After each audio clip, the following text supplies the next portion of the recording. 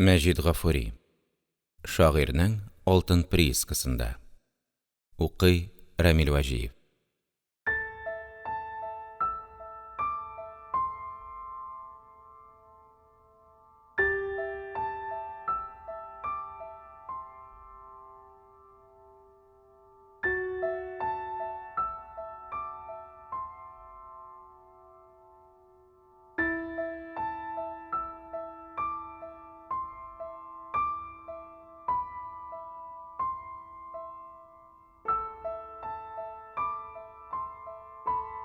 Беренче бүлек. Апрель числосы керү белән мәдрәсәдәге бай шәкертләр таралып беттеләр. Тик безнең кебек бай малайларына аш пешереп, чәй кайнатып көн күргән ярлы укучылар гына торып калдылар. Бай малайлары таралу белән мәдрәсәдә укулар да туктатылганга күрә, без укусыз да, эшсез дә торып калдык. Хәзер безнең башка нишләргә инде, кайда китәргә дигән уй төште. Үткән ел җәй без төрле җирдә эшләп йөргән идек. Мин Троицки байларыннан бер байның заимкасында эшчеләргә аш-су хәзерләп, кашевар булып хезмәт иткән идем. Быел анда барасы килми, чөнки анда бердән көн саен 2 квашня икмәк басып, шуны әвәләп пичкә салу, зур казан белән аш пешерү, көненә берничә рәт 2 чиләк сыешлы самавыр кайнату, иртәле-кичле сыер сау кебек вак эшләр ялыктырган. Икенчедән жалуниясе аз, айга 5 кенә тәңкә. Ул акчага кием алсаң ашарга калмый, ашарга тотсаң шәрә йөрергә туры килә. Быел ничек тә күбрәк акча китерә торган берәр төрле файдалы эш табасы килә. Тормыш барган саен авырлашты. Безнең иптәшләр берәмләп, икешәрләп тарала башладылар. Кайберәүләре җон юарга мойкага, кайберсе берәр байның көтүен көтәргә киттеләр. Бара торгач, без мәдрәсәдә 3-4 кенә шәкерт торып калдык. Һәр көн төрлебез шәһәрнең төрле җиренә йөреп, эш эзләп тә карыйбыз, кайда нинди эш барын сорашабыз, ләкин һаман рәт чыкмый. Я бөтен җәй буена 20 тәңкә генә бирәләр, яисә вакытлы эшләр генә күрсәтәләр. Буларның һәр икәүсе безнең корган планга туры килеп бетмиләр. Безгә җәй буе өзлексез эшләнә торган һәм иң азында 30-40 тәңкә хысул китерә торган эш кирәк. Бара торгач, безнең тагын берәү безгә эш табылды. Хәмзә дигән иптәш Ишан хәзрәтнең куйларын көтәргә көтүче булып керде. Ул иртән китә дә, көн буе көтү көтеп, кичен безнең янга кайта. Җитмәсә тагын калган бәлешләр, симез итләр ашавын сөйләп, безнең йөрәкне яндыра. Аш булсагыз, мә, минем эшемне ялагыз дип, безнең ачуны китерә торган иде. Без 3 шәкерт һаман эш эзлибез. Шулай бер көн иртүк торып, шәһәр арасына чыгып киткән Зиннәт мәдрәсәгә кичкә табагына әйләнеп кайтты. Ул үзе алтын тапкан кебек шатланган, кайтып керү белән, мин бүген базар мәхәлләсендәге мәдрәсәдә укыган якташлар янында булдым. Алар иртәгә алтын казый торган җиргә китәләр. Моннан 160 чакрым җирдә 8 дигән алтын приискасы бар икән. Аның хуҗалары мөселманнар икән дип, приисканы мактап китте һәм үткән ел шул приискага эшкә барган кайсыдыр бер шәкертнең җәй буе эшләгәннән соң ашаудан арттырып 40 тәңкә саф акча алып кайтканын, быел да шунда эшкә киткәнен үз күзе белән күреп торган кебек сөйләде. Без аның бу шатлыклы хәбәрләрен колакларыбызны торгызып тыңладык. Хәзер үк алтын тау тапкан кешеләрчә шатландык. Әйдәгез, без дә шунда китәбез. Ул прииска кайсы якта икәнсең» дигән сүзләрне әйткәнебезне сизми дә калдык. Зиннәт аның кайсы якта икәнен һәм анда кайсы юлдан, нинди авыллар аша барырга кирәклеген бик төпченеп сорашкан икән. Ул үзе йөреп кайткан кеше кебек. Ул прииска Верх-Урал, Верхний Урал өязендә икән. Анда кояш баешы ягына карап китәргә, иң элек Берлин, аннан Тарутин дигән авылга барырга кирәк икән дип, авылларның исемнәрен санап китте. Һәм юл сорарга тел бар, адашмаска күзебез бар, нәрсәгә куркып торырга дип өстәп куйды. Мин Зиннәткә: «Булды, китәбез. Ә соң 160 чакрымга ничә көндә җитәрбез икән?» дигән сөальне бирдем. «5 көндә җитәрбез». «Ну, 6 көн китсен, мәгәр безгә бару белән эш кенә табылсын. Бару бушка китмәс микән соң?» Зиннәт эш табылуына бик нык ышанган бер төс белән: «Анда барып кына җит. Барып җитсәң, эш була инде ул. Рәзе алтын чыккан җирдә эш булмый. Мин үзем барам тек барам» дип, үзенең бер дә шикләнми китәчәген белдерде һәм баягы сүзенә өстәп: «Анда тагын шунысы бар икән әле. Анда шәп яңгырлар артыннан, үткән кыш юылып өелгән балчыклар өстеннән алтын эзләргә чыгалар икән. Шунда кайбер бәхетле кешеләр менә шул чаклы зурлыкта, баш бармагын күрсәтеп, алтын кисәге табалар икән. Шул ук байлар үзләре шул алтынның мыскалын шунда ук 2 тәңкәдән сатып алалар икән». Аның бу сүзләрен ишеткәч, безнең колаклар үрә торды. «Вәтәй, кайда икән шәп кәсеп?» Бәхеткә каршы, берәр кисәк алтын тапсак, сатарбыз да, акчасын уртаклашырбыз.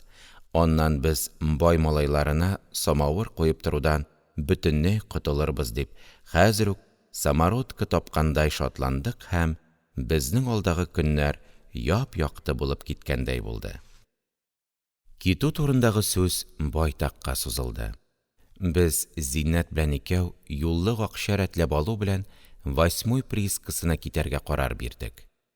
Ләкин теге бер иптәшебез никтер киреләнде. «Юк, мин бармыйм. Нигәдер күңел тартмый. Шул чаклы җиргә этләнеп җәяү барырсың да, эш тапмасаң нишләрсең?» ди. Без аның сүзенә каршы: «Сиңа бер җирдә дә пешереп куймаслар инде. Син эш эшләргә ялкауланасың. Шундый җирдә эш табылмый калу мөмкинме соң? Әйдә, барыйк. Ни булса да бергә күрербез» дип аны кыстап та карадык. Булмады. «Юк, булмый. Үзегез барыгыз. Мине нигә көчлисез?» дип, безнең белән барудан бөтенләй кул селтәде. Без инде Зиннәт белән икәү генә сүз беркеттек тә, юллык акча табу мәсьәләсен сөйләргә керештек. Берәр тәңкә акча кайдан табарга инде? Иптәш бераз уйлап торганнан соң: «Ишан хәзрәттән көзгә чаклы бурычка сорап торыйк, көз кайткач бирербез» дигән фикерне әйтте. Мин аның бу сүзенә каршы төштем. «Юк, ул безнең кебек ярлы шәкертләргә бирми, тик аталары бай булган ышанычлы шәкертләргә генә бурыч бирә» дидем. «Ну, кайдан алабыз соң?» «Әйдә, укый торган китапларыбызны сатабыз. Фәхри хәлфә шундый нәрсәләрне ала бит». «Ала торган булса, әйдә сатабыз». 2 сүздән соң ул үзе укый торган «Мөхтәсар» китабын, мин «Шәрехе мулла»ны сатарга карар бирдек. Иртүк торып, китапларны кулга алдык та Фәхри хәлфәнең йортына киттек. Ләкин бу баруда «Хәлфә абзагыз йоклый әле» дип җавап бирделәр. Бераздан соң икенче рәт бардык. «Яңа гына чыгып китте» диделәр. Инде нишләргә соң? «Лутчы без аның намаздан чыкканын көтеп торыйк та, шунда очратыйк» дип, аның өйлә намазыннан чыккан вакытын көтәргә булып, мәдрәсәгә кайттык. Өйлә җитте. Ишанга мөрид булырга килгән суфилар, тагы әллә кемнәр өйлә намазына агыла башладылар. Без икәү, Мөхтәсар белән Шәрехе мулланы кочаклап, мәчет тирәсендә әйләнгәләп, Фәхри хәлфәнең чыкканын көтәбез. Көтү бик озак булып күренде. Менә намаздан чыга башладылар. Әнә, Фәхри хәлфә дә чыкты. Без аның кешеләрдән бераз ераклашканын карап тордык та, каршысына чыгып сәлам бирдек. Ул безгә сул күзе белән карагач та, без икәү бердән, кулыбыздагы китапларыбызны күтәреп, шул китапларыбызны күрсәттек. Ул башта «Кирәкми, алмыйм» дип җавап бирде. Ләкин без аның яныннан китми, үзенең күзенә тилмереп карап торганны күргәч, бик салкын рәвештә «Күпме сорыйсыз соң?» диде. Без алдан сөйләшеп куйган план буенча Мөхтәсарга 50 тиен, Шәрехе муллага 60 тиен дидек. Хәлфә якында килмәде. Мөхтәсарның яңасы 70 тиен, Шәрехе мулланың 1 сум бит аның дигән сүзләрне әйтте дә, йортына карап китә башлады. Без аптырашта калдык. Аркан белән тартып алып барган кебек, аның артыннан барып, ялынган рәвештә «Үзең белеп бир инде, хәлфә абзый» дип, тагын да аның юлын кистек. Ул әз генә уйлап торды да, «Икәүсенә 50 тиен бирәм» диде. «Бик арзан була бит, хәлфә абзый. Китапларның миңа кирәге дә юк. Тик әле сезне кызганып кына 50 тиен бирәм» диде дә, кызу-кызу атлап алга китте. Аның шулай алга китүен күргәч, безнең приискага барып эшләп акча алу, яңгыр артыннан баш бармак зурлыгындагы самородкалар табу планнарыбыз бөтенләй җимерелгән кебек булды. Без бер-беребезгә карашып тордык та, икәүсенә 60 тиен сорап карыйк, бирми икән, икәүсен 50 тиенгә дә бирербез дигән уй белән хәлфәнең артыннан йөгереп бардык та, аны тагын туктаттык. «Хәлфә абзый, икәүсенә 60 тиен бир инде». «Юк, булмый». «Ярый, алай булгач, ал инде». «Мин сезгә күптән тиешле хакын бирдем инде» дип, безнең китапларны алып, сул як култык астына кыстырды да, уң кулы белән чапанының итәген кайтарып, портмонетын кесәсеннән тартып чыгарды.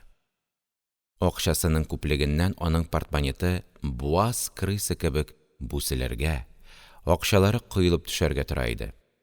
Ул шул акчалар арасыннан 50 тиенлек көмешне алып безгә бирде.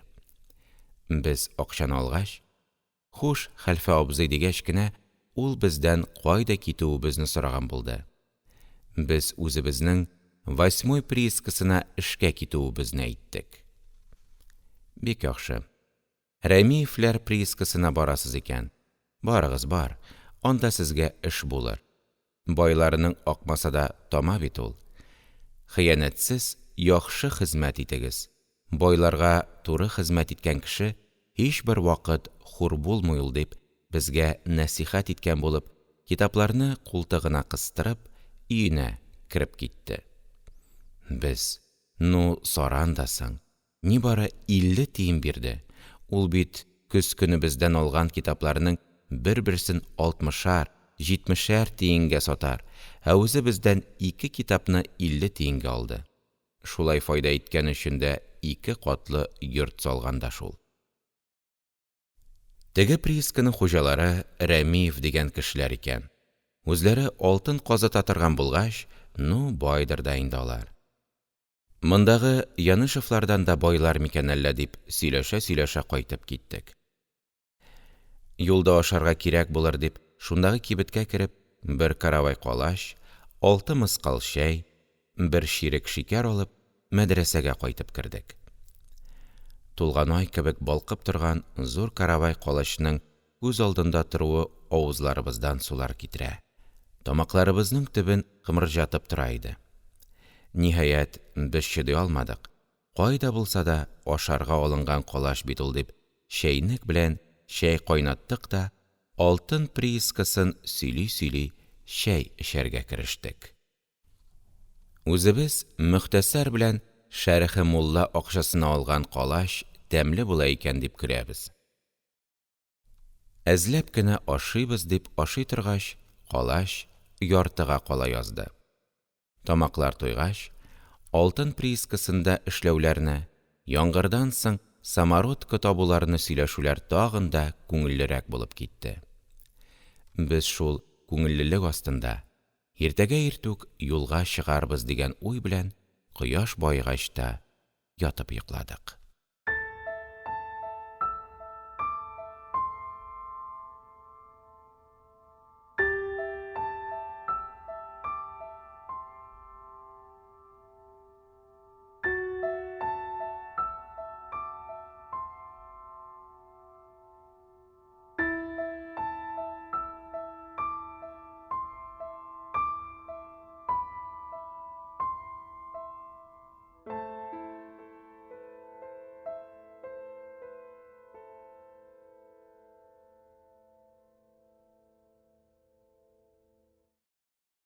Мәҗит Гафури.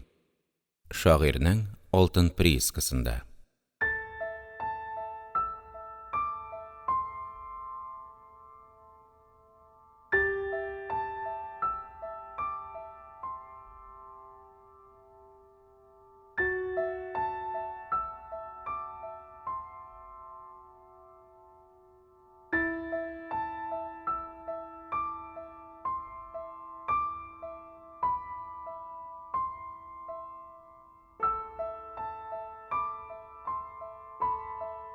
Икенче бүлек.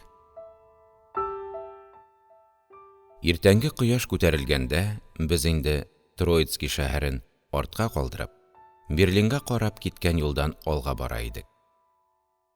Алтын чыккан җиргә китеп бару болай күңелле булса да, күптән түгел яуган яңгырдан пычранып калган юл белән җәяү баруы башта ук авыр булыр төсле сизелде. Иске читекләр өстенә кигән яңа чабаталар, 2-3 чакрым җир киткәнче үк шешенеп, аякларны кыса башладылар. Үзләренең табаннарына 150 чамасында балчык ябышты. Май башлары булуга карамастан, һава яхшы ук салкын булып, төн ягыннан искән җил, кергезин җиләннәрдән үтеп, тәннәрне чымырдата башлады. Шуның өчен без бик ашыгып, йөгерә атлый барырга мәҗбүр була идек.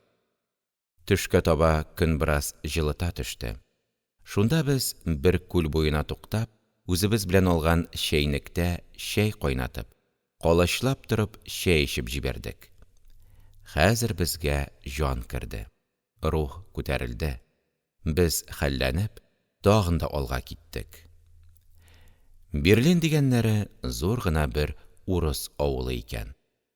Ул да артта калды. Без бүген Тарутинга җитеп, җылы өйдә кунарбыз дигән уй белән барсак та, булмады. Юлда очраган кешеләрдән сорашып, ул авылның моннан 20 чакрымнар чамасында икәнен белдек тә, юлдан ерак түгел генә сабан сөреп йөргән кешеләр янына бардык. Алар шул тирәдәге бай бер кыргызның хезмәтчеләре булып чыктылар.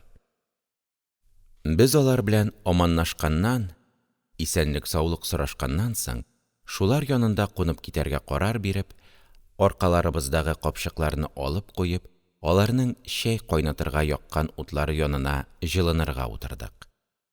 Ярты сәгать эчендә алар безнең кемнәр икәнебезне һәм кайда баруыбызны энәсеннән җибенә чаклы сорашып беттеләр. Безнең алай-болай шикле кешеләр түгеллегебезне белеп алгач, үзләренең яннарына чәйгә утырттылар. Чәйдән соң без чабаталарыбызны чишенеп, читекләребезне салып, утка каршы утырып, чыланган чолгауларыбызны киптереп, яңадан киендек. Безнең аякларның кай җирләре читекләрнең ямаулы җирләренә туры килеп кабарган, кайбер урыннары чиләнеп киткәннәр иде. Теге хезмәтче кыргызлар безне кызгана төшеп, аякларыбызга сөртергә сары май бирделәр. Сары майны сөртеп, җылы чолгауны урагач, рәхәт булып калды.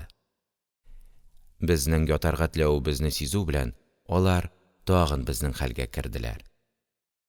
Астыбызга коры печән җәеп, өстебезгә ябынып ятарга калын киез бирделәр. Бу 3 ялчы кыргызлар, үзләре шушы хәлдә торып, бер байның ялланган батраклары булуларына карамастан, дәртле, күңелле җегетләр булып чыктылар.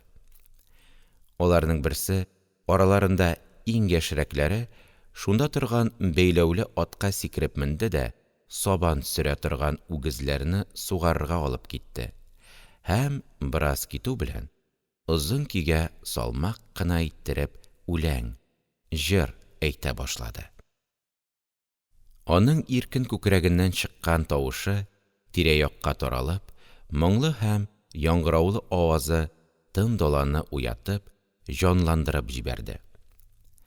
Ул бездән ераклашып, чиксез киң сахрадагы караңгылыкка кереп югалса да, тавышы һаман ишетелә, бездән ерагайган саен тавышының моңы арта бара иде. Икенче берсе, арбаны йөзтүбән куеп, өстенә печән ябылып ясалган куыш сымак нәрсәнең түбәсенә кыстырып куйган думбрасын алып чыгып, ут каршысына килеп, аякларын бөкләп, җиргә утырды. Думбрасының кылларын бераз рәтләгәннән соң, күзләрен югарыга күтәрә төшеп, думбра чиртә башлады. Бу вакытта аның утка каршы ялтыраган кара күзләрендә ялкынлы дәрт һәм ниндидер бер моң уйнап торган кебек була иде. Җегетләрнең өченчесе, карап торуга әүвәлге 2 җегеткә караганда яшькә зурраклары, көпесен аркасына яба төшеп, кырын ятты һәм кесәсеннән шакшасын, тәмәке сала торган савытын алып, тезенә бәргәннән соң, пробкасын ачып, сул як кулының очына бер чеметемдәй назбай алып, авызын югары күтәрә төшеп, аскы ирене белән тешләре арасына салып җибәрде дә, янган утка карап уйга калды. Үгезләр эчерергә киткән җегетнең тавышы бик ерактан өзек-өзек булып кына ишетелә. Шуның белән бергә ниндидер бер киңлекне, әллә нинди бер иркенлекне искә төшерә иде. Думбра уйнаучы җегетнең кулындагы думбраның кыллары телләнделәр.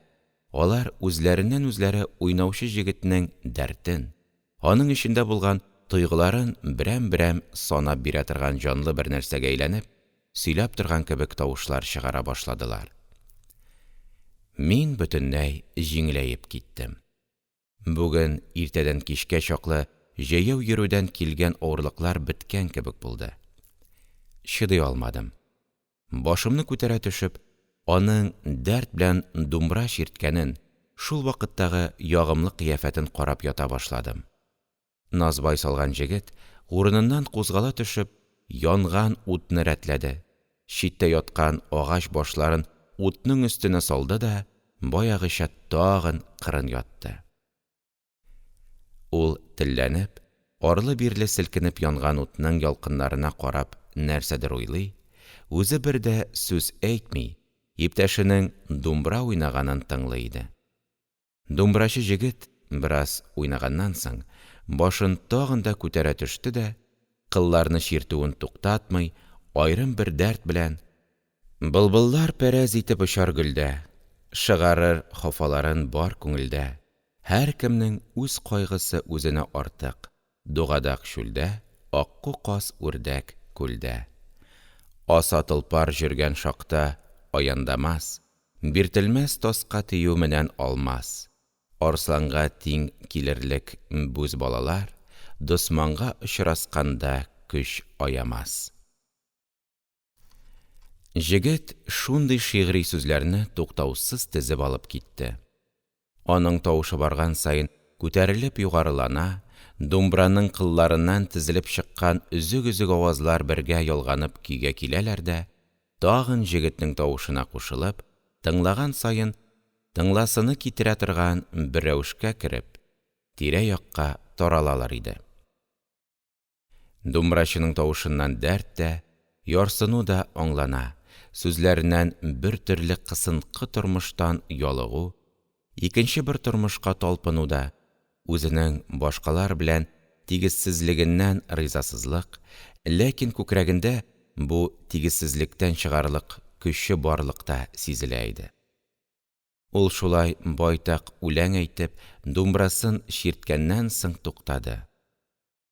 Ул туктагач, караңгылык эченнән болай таба юртып килгән ат аягы тавышы ишетелә башлады һәм озак та үтми, теге үгезләр сугарырга киткән җегет кайтып, ат өстендә көенчә утка каршы тукталды. Мондагы җегетләр аның өстенә карап: «Нәмәнә бар? Үгезләрне сугардыңмы?» – диделәр. Теге җегет: «Атаңа ләнәт, анау сайдың буендагы челек моңыннан кашкырмы нәмәдер бер карачкыл җай гына китеп жатыр. Кулымда суйлым булмады гуй. Үзенең әкәсен танытыр идем», – дип сөйләнә-сөйләнә атыннан төшә башлады. Думбрачы җегет аңа каршы салкын кан белән генә: «Кашкыр имәс, каңгырып җөргән эт шыгар, монда кашкыр нә кылсын?» – диде.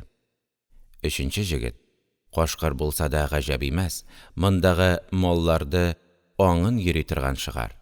Тик ул сурлы үгезләргә бер нимә дә кылмайды гуй», – дип, бүредән куркыныч юклыгын белдереп куйды. Теге җегет атын шундагы арбага бәйләп куйды да, камчысын биленә кыстырып, ут каршысына килеп чүгәләде. Аның йөзеннән нинди дә булса төгәлләнмәгән бер эше яки нәрсә дә булса башкарырга уйлаган бер теләге барлыгы күренә иде. Назбай салган җегет, аның шулай утыруыннан бер нәрсә аңлаган кебек: «Нәгып сөмрәеп утырырсың, атыңның ияр тукымнарын ал да уттарга, ашатырга куя бир», – диде. Думбрачы җегет калҗың, мәзәк рәвешендәрәк: «Бүген дә Иркә җаный җанына барин», – дип уйлап утыратын шыгар. Бу сүздән соң теге җегетнең йөзе ачылып китте. «Барып кайтайын дип идем, сездәр ни дисез?» – дип боларга карады. Иптәшләре аның теләгенә каршы төшмәделәр һәм икәүсе бердән: «Үзеңде аңдып торучылар булмасын, байлар күрә калмасындар, иртән таң саргаюга күлек җигәр мизгелгә килеп җит», – дигән тәнбиһләрне бирделәр, кисәттеләр. Җегет аларның бу сүзләрен ишетү белән атына менде дә, тыпырдатып, киң даланың караңгылыгы эченә кереп югалды. Тик бик ерактан аның ай-һай салып үләң әйтүе беразга чаклы ишетелеп торды.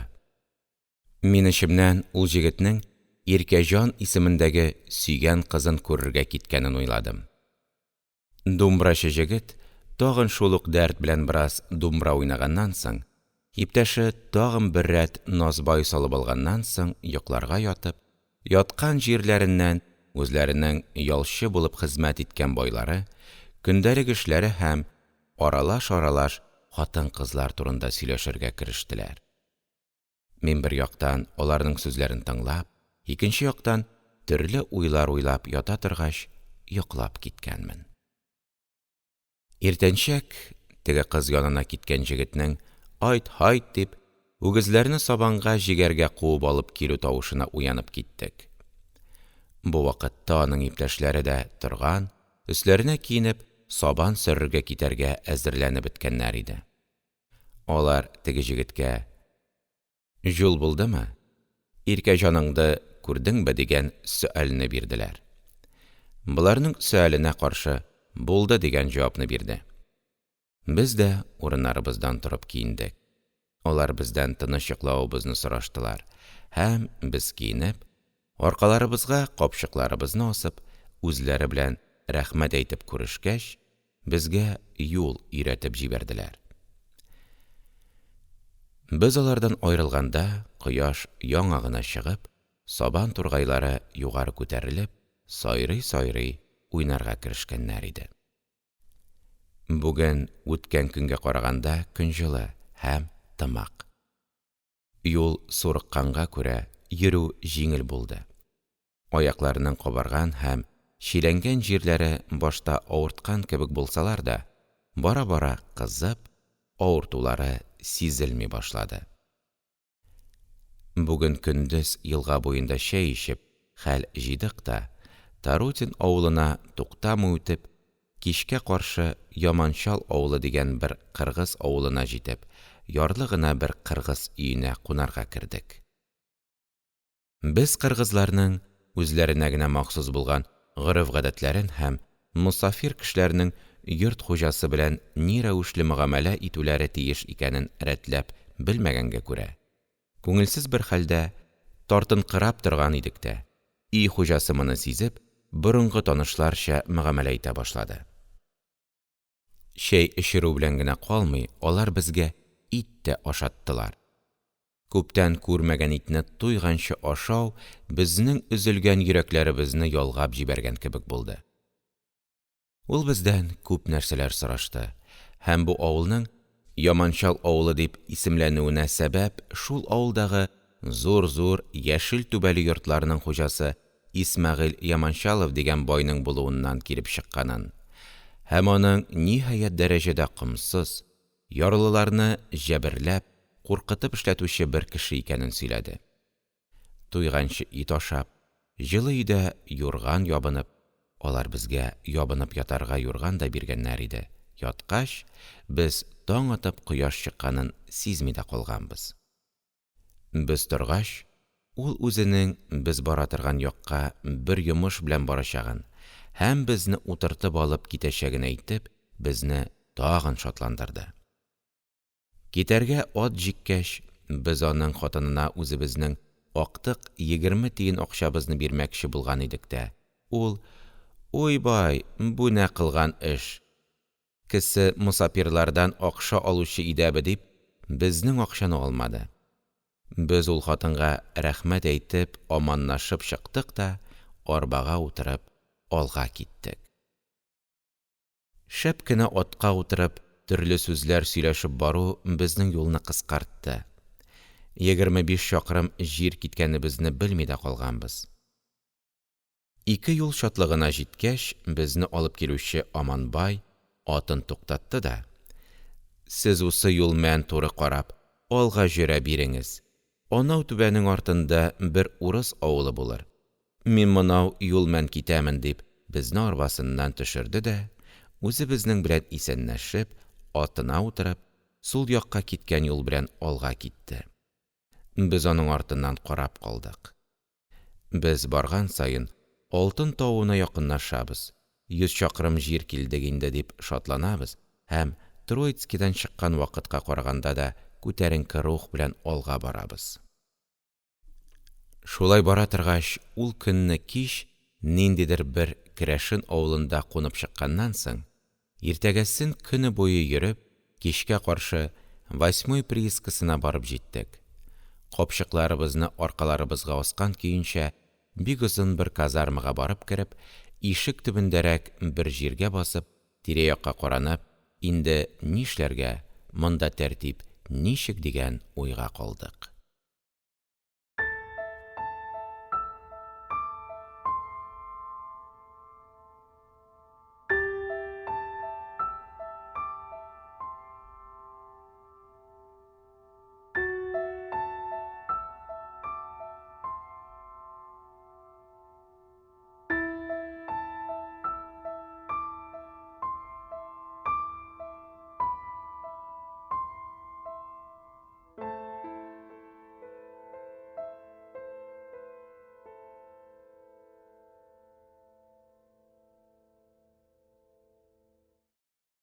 Мәҗит Гафури. Шагыйрьнең алтын приискасында.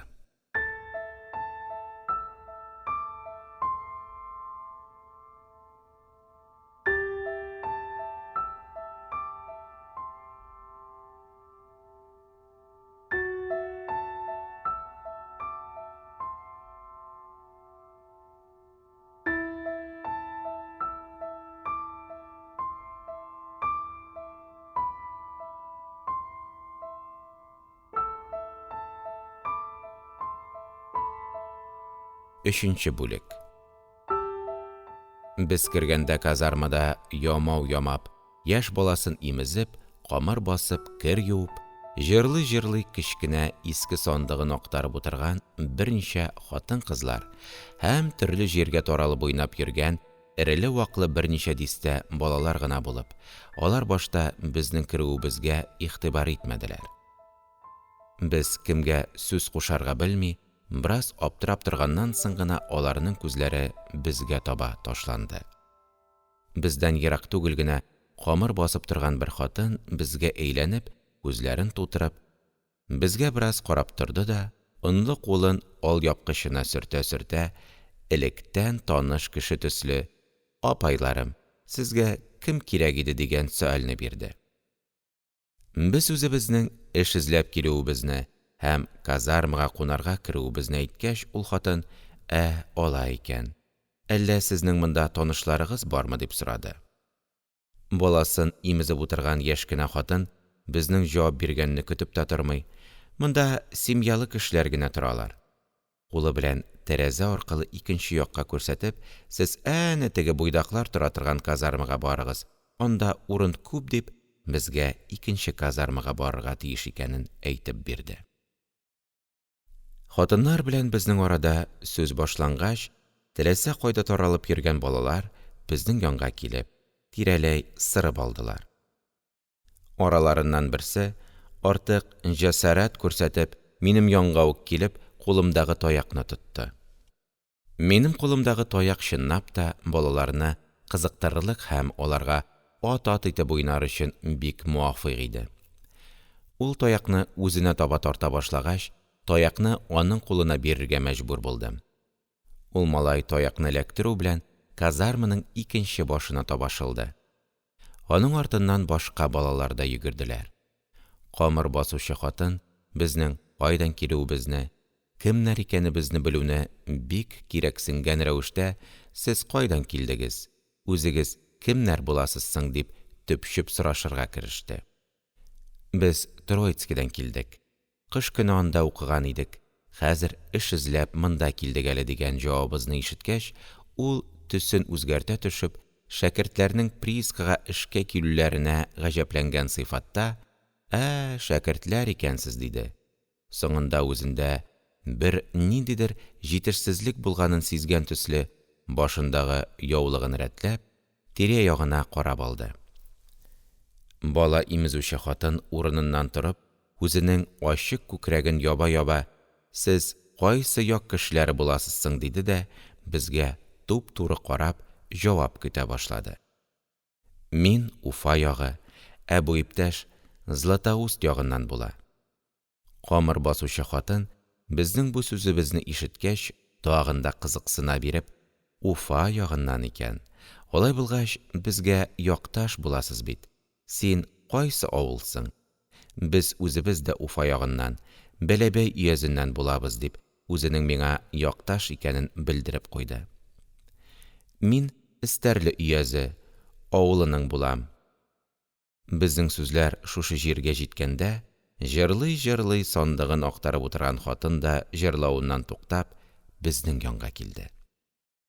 Ул үзенә кирәкле бер сүз ишетәсе килгән бер рәвештә, безнең сүзләрне бик диккать белән бераз тыңлап торганнан соң, миңа карап: «Синең әллә Кучкар приискасында да булганың бармы? Мин сине күргән төсле булам», – диде. «Юк, анда булмадым». «Алдашма, син анда торган идең бит». Аның бу сүзеннән соң никтер мин уңайсызланып киттем. Аның «Тиктомалга алдашма» дип әйтүе миңа авыр булып тоелды. Башкалар да минем турыда шиккә төшкән кебек булып күренделәр. Мин: «Нигә алдашыйм? Анда барган булсам, дөрес әйтер идем», – дип, үземнең Кучкар приискасында булмаганлыгымны исбат итеп сөйләргә мәҗбүр булдым. Иптәшем Зиннәт тә: «Юк, ул анда барганы юк», – дип минем яктан төште. Шулай да теге хатын безнең сүзгә ышанмаган рәвештә миңа караган шикелле карашын үзгәртмәде һәм: «Мин сине кайдадыр күргән төсле булам», – дип, үзенең ачык калдырган сандыгы янына барып, әйберләрен рәтләргә кереште. Даң, даң, даң! Эшчеләргә эштән туктарга вакыт икәнен белдереп, колокол кагылды. Шуннан соң безнең белән сөйләшеп яки безне карап торган хатыннар да, кайсысы пич тирәсенә, кайберсе үзләренең урыннарына киттеләр. Камыр басучы хатын, без казармадан чыгып киткәндә дә, тагын да безгә әйтәсе сүзләре яки сорашасы нәрсәләре булган кебек, безнең артыбыздан карап калды. Буйдаклар казармасы бу казармага якын иде. Без бу казармадан чыгып, анда таба карап барганда, эшләреннән туктаган эшчеләрнең төрле яктан шушы казармаларга таба агылып килүләре күренә иде. Без туп-туры буйдаклар казармасына барып кердек.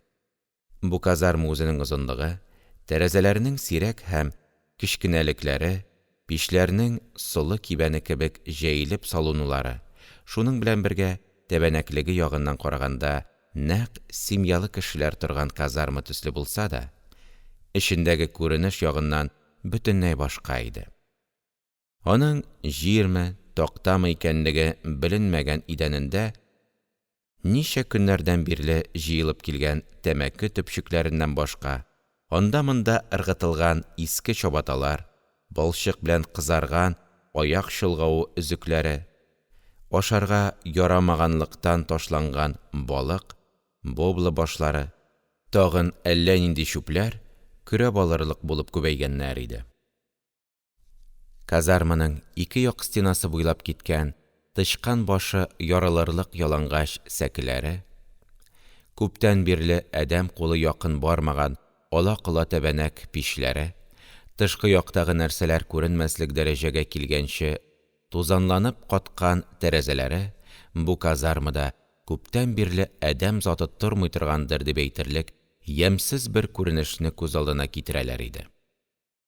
Чынлап та, без ул казармага барып кергәч, үзебезне әллә нинди ташландык, куркынычлы бер хәрабәгә кергән кебек сиздек. Монда ялгыш килеп кергәнбездер дигән сымак бер уйда калдык. Казарманың кайсыдыр бер почмагыннан ишетелгән «Уф, уф, ай-ай» дигән сызланулы ыңгырашулар һәм аңа каршы «Җә, нәрсәгә балалар төсле чыдамсызланасың» дигән сүзләр ишетелмәсә иде, без бу казармадан кире чыгып киткән булыр идек. Без, шөбһәләнә төшеп, шул тавышлар чыккан якка карап алга атладык. Хәзер безнең күзләр казарманың моңсу караңгылыгына ияләшә төштеләр. Стеналарга кагылган арба киндеге юанлыгындагы агач чөйләргә эленгән капчыклар, шүрлекләргә куелган кечкенә агач сандыклар, тышлары бер карыш катып каралганлыктан нәрсә икәнлекләре беленмәслек бер хәлгә килгән кечкенә мендәр кебек әйберләр һәм башка иске кием затлары күзгә чалына башладылар. Анда кем йөри дигән тавышка без сискәнеп киттек һәм тиз генә шул тавышның иясе янына барып җиттек. Хәзер безнең алдыбызда кызыл түбәтәен башына кыңгыр салып кигән, күптән бирле алдырмаган чәчен сул як шикәсенә каратып аударган, уң кулының бармаклары арасына махорка кыстырып, сул кулының бармаклары белән озын гына мыекларын бөтереп утырган таза гына бер җегет утыра иде. Ул безгә башын күтәреп карады да, никтер бер сүз дә әйтми, безнең сүз башлауны көткән кебек, үткер күзләрен безгә терәде. Шул вакытта теге авыру тагын да «Уф, уф, монысы миңа булсын, уф, хәлем бетте бит» дип ыңгыраша һәм саташа башлады. Без икебез дә саташып, авырып яткан кеше ягына караганыбызны сизми дә калдык. Пич артындагы почмакта ялангач сәкегә җәелгән иске бишмәт өстендә аунап яткан авыруның гәүдәсе хәзер безгә ачык күренде. Теге таза җегет авыруга карап: «Яткан җиреңнән самородкы таптыңмы әллә, монысы миңа булсын дисең? Самородкы синең төшеңә генә керә торгандыр. Өнеңдә тапсаң да, аны синең кулыңда тотмаслар» дип сөйләнә-сөйләнә урыныннан торып, авыруның янына барды һәм аның баш астындагы кечкенә һәм караеп, әвәләнеп беткән мендәрен рәтләп куйды да: «Су эчәсең киләме?» дип сорады. Авыруның «килә» дигән җавабын көтми үк, тәрәзә төбендә утырган, ысланып каткан кара тимер чәйнектән калай кружкага су салып: «Мә, эч!» төшеңдә алтын казып, шахтада йөреп сусагансыңдыр, дип, алдына китерде. Авыру бераз гына аңына килгән кебек булды да, күтәрелеп, суны берничә рәт йотканнан соң, кире урынына ятты. Таза җегет, кире безгә таба борылып, авыруның хәлен безгә белдерергә теләгән бер сыйфатта: шахтада эшләгәндә авырды да, шуннан терелә алмыйча ята. Тир авыруы булса кирәк. Шуны карап, мин дә эшкә чыга алмадым. Ул терелсә, бу каһәр приискадан китәр идем, дип, урынына килеп утырды. Беренче күрүдә безгә куркыныч сыйфатлы күренгән бу таза җегет хәзер ару гына күренә башлады. Шуннан соң гына без аннан: «Бу казармада безгә дә кунарга ярый торгандыр бит?» – дип сорадык. Ул һаман да йөзенә ачыклык чыгармый. Кемгәдер ачуы бар кеше төсле: «Бу казармада сезгә түгел, этләргә дә кунарга ярый. Күрәсез бит, эт абзары кебек», – дигән җавапны бирде һәм, сүзен йомшата төшеп: «Әллә сезнең моңарчы приискаларда булганыгыз юкмы?» – дигән сөальне бирде. «Юк». «Туты шул. Сез үзегез монда күптән эшлисезме?» Ул сүзне озынга җибәрергә теләмәгән рәвештә генә: «Күптән түгел. Мин бүген монда, иртәгә анда. Себердән башлап Уфага чаклы мин күрмәгән приискалар калмагандыр инде». Таза җегет белән безнең арадагы сүз шул җиргә җиткәндә, көрәк, кәйләләр күтәргән эшчеләр берәмләп, икешәрләп казармага кайтып керә башладылар. Алар кергәч, казарма җанлана төште. Алар кәйлә, көрәкләрен сәке асларына, пич башларына ыргытып, күн бияләйләрен анда-монда кыстырып, кайберсе чәйнекләрен асып, чәй кайнатырга чыгып киттеләр. Кайберәүләре вак балчык тулган чабаталарын чишеп, аларны кагып, өс башларын тузаннан әрчергә керештеләр.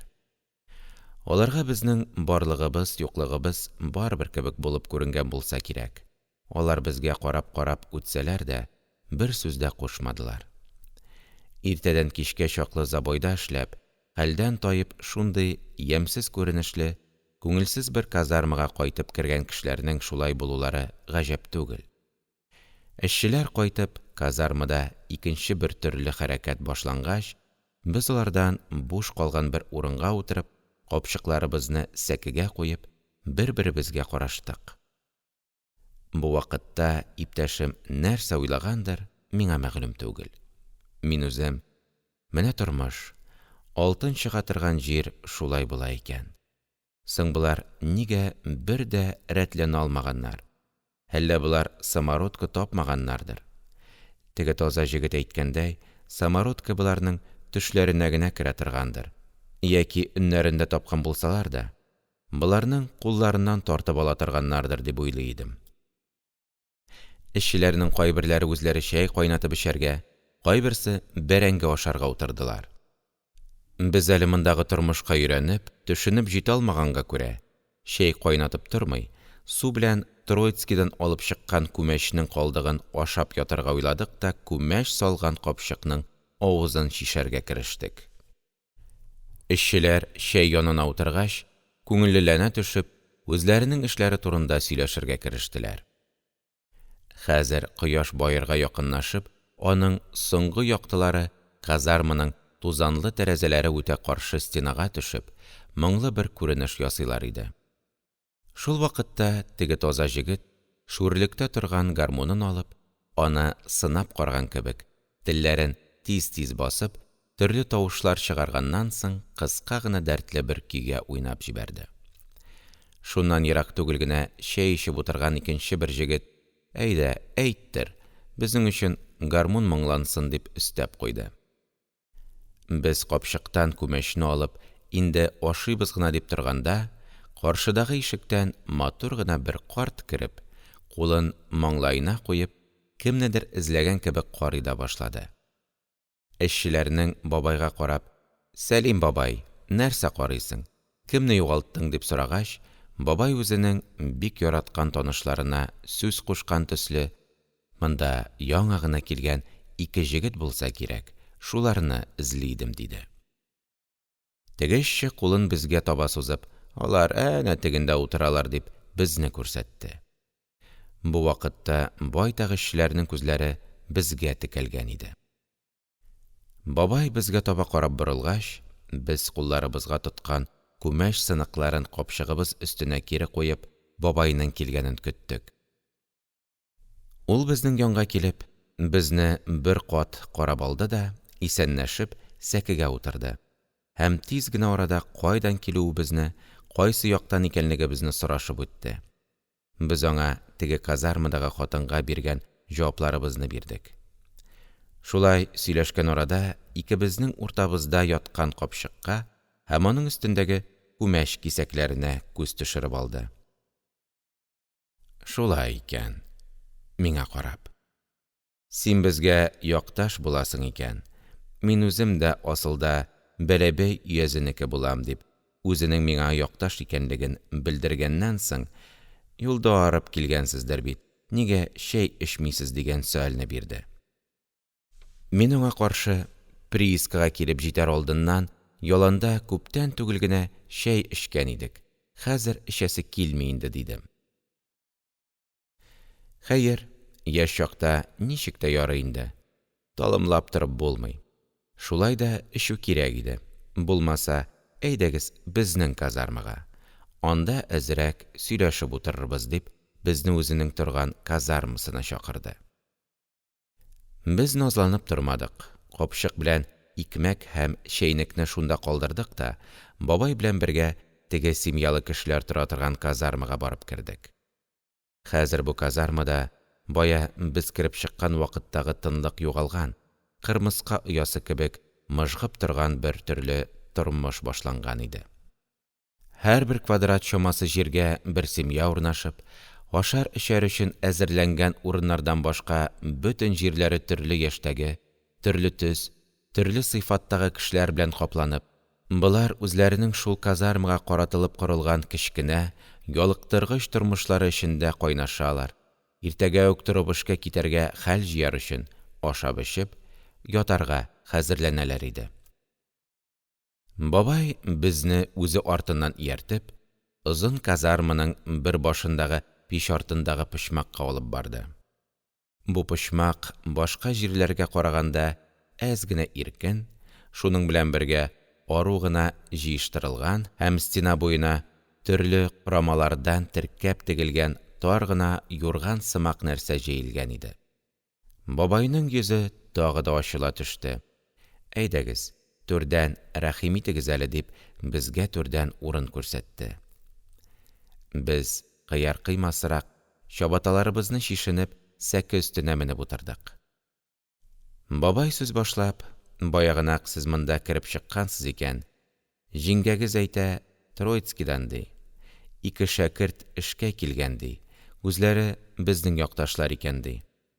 Шуннан соң, тукта, боларны чакырып сөйләшеп утырыйм әле, дип, сезне алып килдем.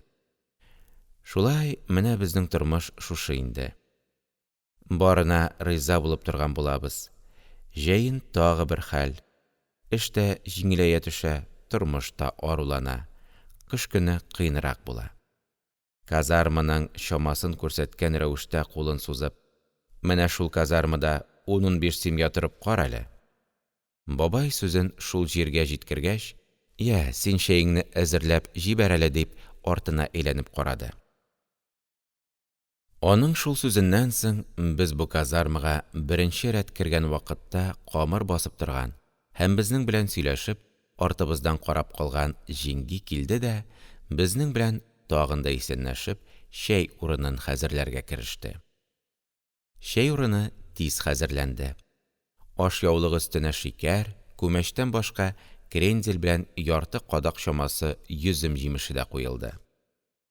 «Менә шушы приискада гына 10 ел эшлим инде», – дип, үзенең үткән эшләрен сөйләп киткән бабай, капыл гына сүзен өзеп: «Я, җегетләр, рәхим итегез әле», – дип, безне ашарга өндәде һәм җиңгигә карап: «Әйдә, утырып чәеңне ясый башла инде. Хәдичә кайда? Ул да килсен, читтән килгән кунаклар белән сөйләшеп утырыйк», – дигән сүзләрне өстәде. Бабайның әйтүе белән җиңги самавыр янына утырып, чәй ясап бирә башлады. Бабай чыдамады. Тирә-ягына карап алганнан соң, бездән ерак түгел генә җыелышып утырган бер төркем хатын-кызлар арасына күзен төшереп: «Хәдичә, әйдә, монда кил. Нәрсәгә дип килмисең тагы?» – диде дә, безнең барыбызга да карата: «Чәй эчсен дим, көн буе алтын юып эштән чыгып арып кайта. Иртәгә тагын эшкә барырга кирәк», – дип куйды. Хәдичә әтисенең сүзен кире какмады. Ул бераз гына ояла төшкән рәвештә әнисенә каршы самавырның икенче ягына килеп утырды. Ул безнең белән исәнләшмәгән кебек, без дә аның белән исәнләшергә кыймадык. Хәтта башта Хәдичә монда килеп утыруына уңайсызланган кыяфәт күрсәтте. Без дә үзебездә ниндидер күңелле бер уңайсызлык сизгәндәй булдык.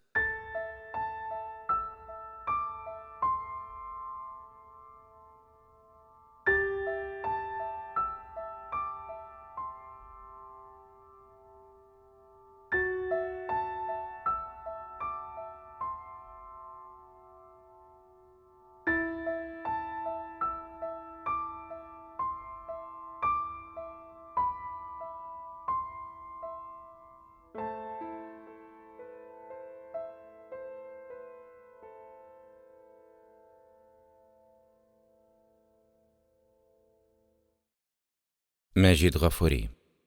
Шагыйрьнең алтын приискасында.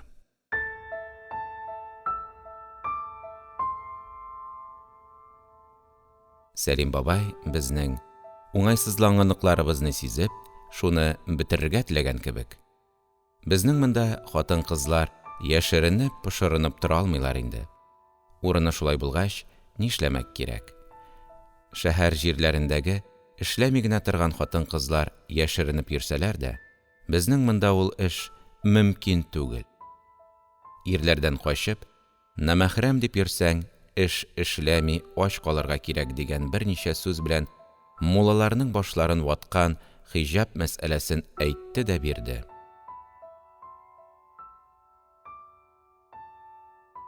Аның бу сүзләре безне уңайсызлап торган пәрдәне күтәреп җибәргәндәй булды. Хәдичә күзләрен тутырып, безгә таба бик тирән карады да, тагын да күзен түбән төшерде. Без һаман да ачылып, сөйләшеп китәрлек сүз таба алмыйбыз. Сәлим бабай бу сүзсезлекне үзе генә бетереп бара. Ул тагын җирле җирендә, җикән күлендә дигән кебек, һәр җирнең үзенә карап торырга туры килә. Шулай, бая сез монда кереп чыккансыз икән, җиңгәгез әйтә, Троицкида укучы шәкертләр эшкә килгәннәр ди. Үзләре безнең якташлар икән, кем белән сөйләшергә белми аптырап торган кебек торалар ди. Шуннан мин әйтәм, алар алай моңаеп тормасыннар, үзләрен чәйгә алып килим әле дим. Мин үзем дә шулай, яшьтән үк ятим калып, кешегә эшләп үстем. Шуннан эш эзләп читкә чыгып киттем. Башта шулай сезнең кебек кыен булды. Кем белән сөйләшергә белми аптырап торам. Бара-бара өйрәнеп китәсең аны. Ягез, чәйдән, нигъмәттән рәхим итегез әле». Туктаусыз рәвештә ашъяулыкның почмагын бер бөтереп, бер язып утырган Хәдичә тагын да иркенәя төшеп, мәҗлескә табан әйләнкерәп утырды. Хәзер аның тулы йөзе, кара кашлары астындагы зур гына кара күзләре янтыктан түгел, бәлки капма-каршы күренәләр иде. Сәлим бабайдан соң җиңги: «Мин ни, бая болар килгәндә камыр басып тора идем, рәтләп сорашып та булмады. Үзебезнең якташлар килеп чыксалар, рәхәт булып кала.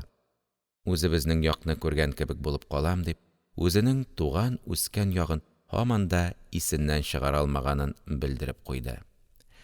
Минем үзебезнең Уфа ягын сагынасыңмыни, җиңги, дигән соравыма каршы: «Сагынмыйммы соң? Урак урган, печән җыйган җирләрем күз алдымнан китмиләр». Сәлим бабайга ишарә итеп: «Менә аның исенә дә кереп чыкмый, эш ятып, бер төшенә дә керми ичмасам», – диде. Сәлим бабай көлә төшеп: «Инде ул җирләр онытылып беткән, туган җирдән туйган җир яхшы диләр. Сагынсаң тагын кайда барасың?» Мин Хәдичәнең сүзгә катнашуын көтми идем, ләкин бер дә уйламаганда ул да: Безнең әти инде ул шушы приисканы үлсә дә ташлап китмәс. Авылга кайтыйк инде дисәң, монда да бик яхшы бит әле. Безгә анда да әзерләп куймаганнар дип кенә куя, дигән сүзләрне әйтте дә, никтер үзе дә кызара төшеп, ашъяулыкның почмагын тотып, тагын да бөтерә башлады. Аның тавышы ягымлы һәм бик ачык иде. Аңа каршы Сәлим бабай: «Балам, безгә кайда да бер инде. Кара сакалың кайда барсаң да артыңнан калмас», дигәннәр. Мин илне сагынмыйм, тик сине тагын да бераз укыта алмый калуга кайгырам. Менә монда зуррак кызларны укытырга мәптек тә юк бит, – диде. Хәдичә елмая төште дә: «Мәктәп диң, әти», – дип, әтисенең сүзен төзәтеп куйды һәм шул ук минутта безгә күзен төшереп алды. «Безнең кебек надан кеше китапча сүзләрне дөрес әйтә алмас инде, балам», – диде Сәлим бабай. Бу вакытта Сәлим бабайларга күрше торган семьялар да мондагы сүзләрне тыңлап утыралар иде. Шуннан ерак түгел уртача яшьле берәү: «Безне укыта торган мәптекләр ачылмаганнар әле, без үлгәч кенә ачылырлар алар», – дип куйды. Казарманың икенче ягындагы кешеләр ята башладылар. Ул яктагы бала-чагаларның чыр-чу тавышлары басыла төште. Яңарак кына яндырылган өчле-бишле лампалар сүндерелеп, казарманың ул як башы караңгылык эчендә калды. Мин: «Сезнең кызыгыз укыган төсле күренә», – дидем Сәлим бабайга. Бабай тагы ачылып китте. Болай яхшы гына укыган укуын. Бәләкәй чагында авылда укыган. Мин үзем ул вакытта читтә йөри идем. Монда килгәч тә Гарифә абыстасыннан укып йөрде. Тик ул мәрхүм вафат булгач кына туктады. Бөтен казармага килгән хатларны Хәдичә укый, һәммә кешегә дә Хәдичә хат яза. Болай үзенең китаплары да бар. Шүрлеккә күзен салып: «Әнә анда аның китаплары», – дип, Хәдичәнең укымышлы булуын белдергәннән соң: «Берәр китабыңны алып бир әле, шәкертләр укып карасыннар», – дип, Хәдичәгә китап алып күрсәтергә дә кушып өлгерде. Хәдичә китапларын күрсәтергә уңайсызланган кебек, урыныннан кузгалмыйрак торгач: «Алып күрсәт, балам, гыйлемнең ояты юк», – дигән сүзен кабатлады. Аның шул сүзеннән соң гына Хәдичә урыныннан торып, калын гына бер китапны алып, мәгънәле рәвештә генә елмаеп, минем кулга бирде. Мин ул китапны ачып карау белән аның Сөбәтел Гаҗизин китабы икәнен белдем. Китапның исеме өстендә «Ушбу китап ияси, яңы күлмәк кияси Хәдичә бинте Сәлим кызыдыр», дип, үзенең исемен язган. Китапның исеме астына «Ушбу китапның хаки 50 тиндер», дип, китапның бәясен язып куйган иде. Китап тышындагы үзенең кулъязмасын укыганда, Хәдичә күзләрен бер түбән төшереп, бер миңа, бер әтисенә карап кызара төшеп утырды. Мин башка нәрсә әйтергә дә белми, бу китапларны укый белгәч, бик ярый инде, дидем. Шуннан соң Хәдичә күңелләнеп киткәндәй булды. Хәтта китаплар турында бераз сөйләшкәч, ул тагын да ачыла төшеп: «Сез нинди китаплар укыйсыз соң? Анда сезне зур укыта торганнардыр инде», – дигән сүзләрне әйтте. Без дә үзебезнең укып үткән һәм хәзерге көндә укып йөргән китапларның исемнәрен әйттек. Безнең сүзләрдән Хәдичә дә, аның әтисе белән әнисе дә гаҗәпләнгән рәвештә безгә карап тордылар. Иң соңыннан иртәгә безгә нишләргә кирәклеге мәсьәләсенә күчтек. Сәлим бабай күп уйлап тормый: «Байлар алар үзләре Оромбур каласында торалар. Монда җәй көннәрендә килеп-китеп, кызык күреп кенә йөриләр. Аларның монда Ислам һәм Харис дигән управляющийлары тора. Ләкин алар да борыннарын бик югары тоталар. Күреп карарсыз, нәрсә әйтерләр. Ләкин нәхү көнлеккә яллый торган Иван Васильевичны күреп сөйләшсәгез, сезнең өчен лутчырак булыр. Исән булсагыз, эш табылыр әле», – дип, безнең күңелне юатты. Шуннан соң без түрдән төшеп, чабаталарыбызны киеп, исәнләшеп, буйдаклар казармасына киттек. Саф һавага чыккач, безнең күңел тагын да күтәрелеп китте. Иптәшем уйламаган җирдән бер нәрсә тапкан кебек, капыл гына: «Матур бит, әйди, Кем дим? Хәдичә. Ул матур да бит. Безнең эшләрнең башка яклары ямьсез бит әле. Эш булса ярар иде. Бөтен җәйне шунда үткәрер идек, дим.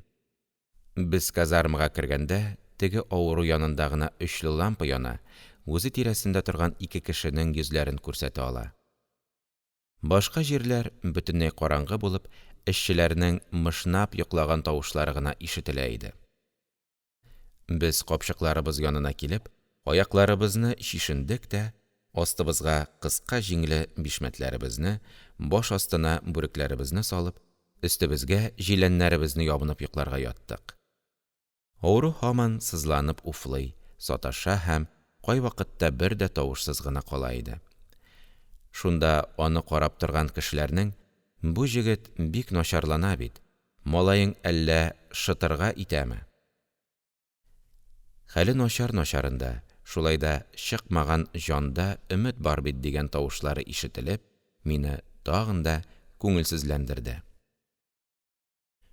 Бу вакытта казарманың төрле җирләрендә төнге чикерткәләр туктаусыз кычкыралар, сәке асларыннан крысалар йөгереп үтәләр, чыркылдашалар, кичтән арып яткан эшчеләр мышнап йоклыйлар, теге авыру саташып җибәрә, шулар һәммәсе бергә җыелып, күңелсезлек һәм соңгы дәрәҗәдә авыр җанлылык бирәләр иде.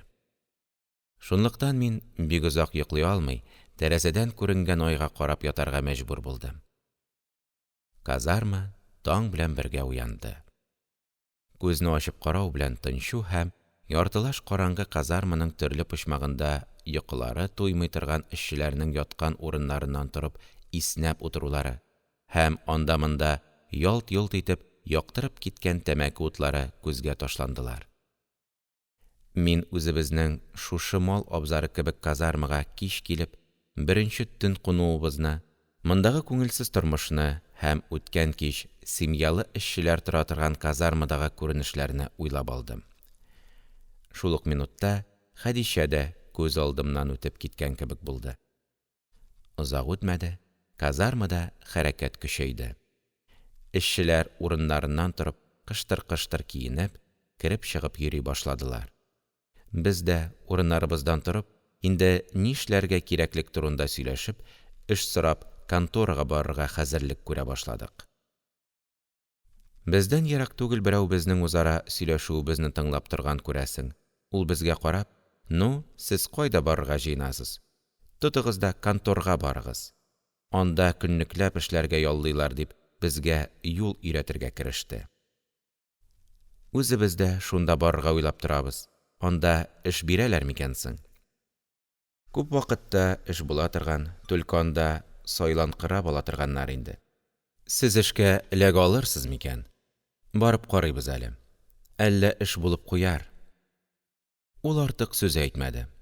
Тартып утырган трубкасын берничә рәт көчәнеп суырды да, трубкасыннан төтен китмәгәнен белгәч, авызыннан алып, сәке казнасына кагып, көлләрен төшергәннән соң, аны тәмәке янчегенә урап, кесәсенә салды һәм урыныннан торып, пич башына ташлаган көрәк белән кәйләсен алып, нигәдер аларны әйләндереп карый башлады. Без аның «Түлке анда сайланкырап алалар» дигән сүзенә төшенмәдек һәм ул сүзнең мәгънәсен сорап та тормадык. Эшчеләр 10-15 минут эчендә киенеп бетеп, көрәк, кәйләләрен күтәреп, икешәрләп, өчәрләп казармадан чыгып эшкә таралдылар. Аларны эш көтә. Аларның эш кораллары кулларында. Алар эш эзләп йөрми, туры барып эшләргә керешәчәкләр. Шуның өчен алар безгә караганда бәхетлеләр булып күренделәр. Казарма тагын тын калды. Теге озын чәчле таза җегет авыру эшчедән ерак түгел йоклап ята. Авыру эшченең бүген никтер тавышы-тыны беленми. Күрәсең, ул төн буе сызланып, хәзер генә йокыга киткәндер.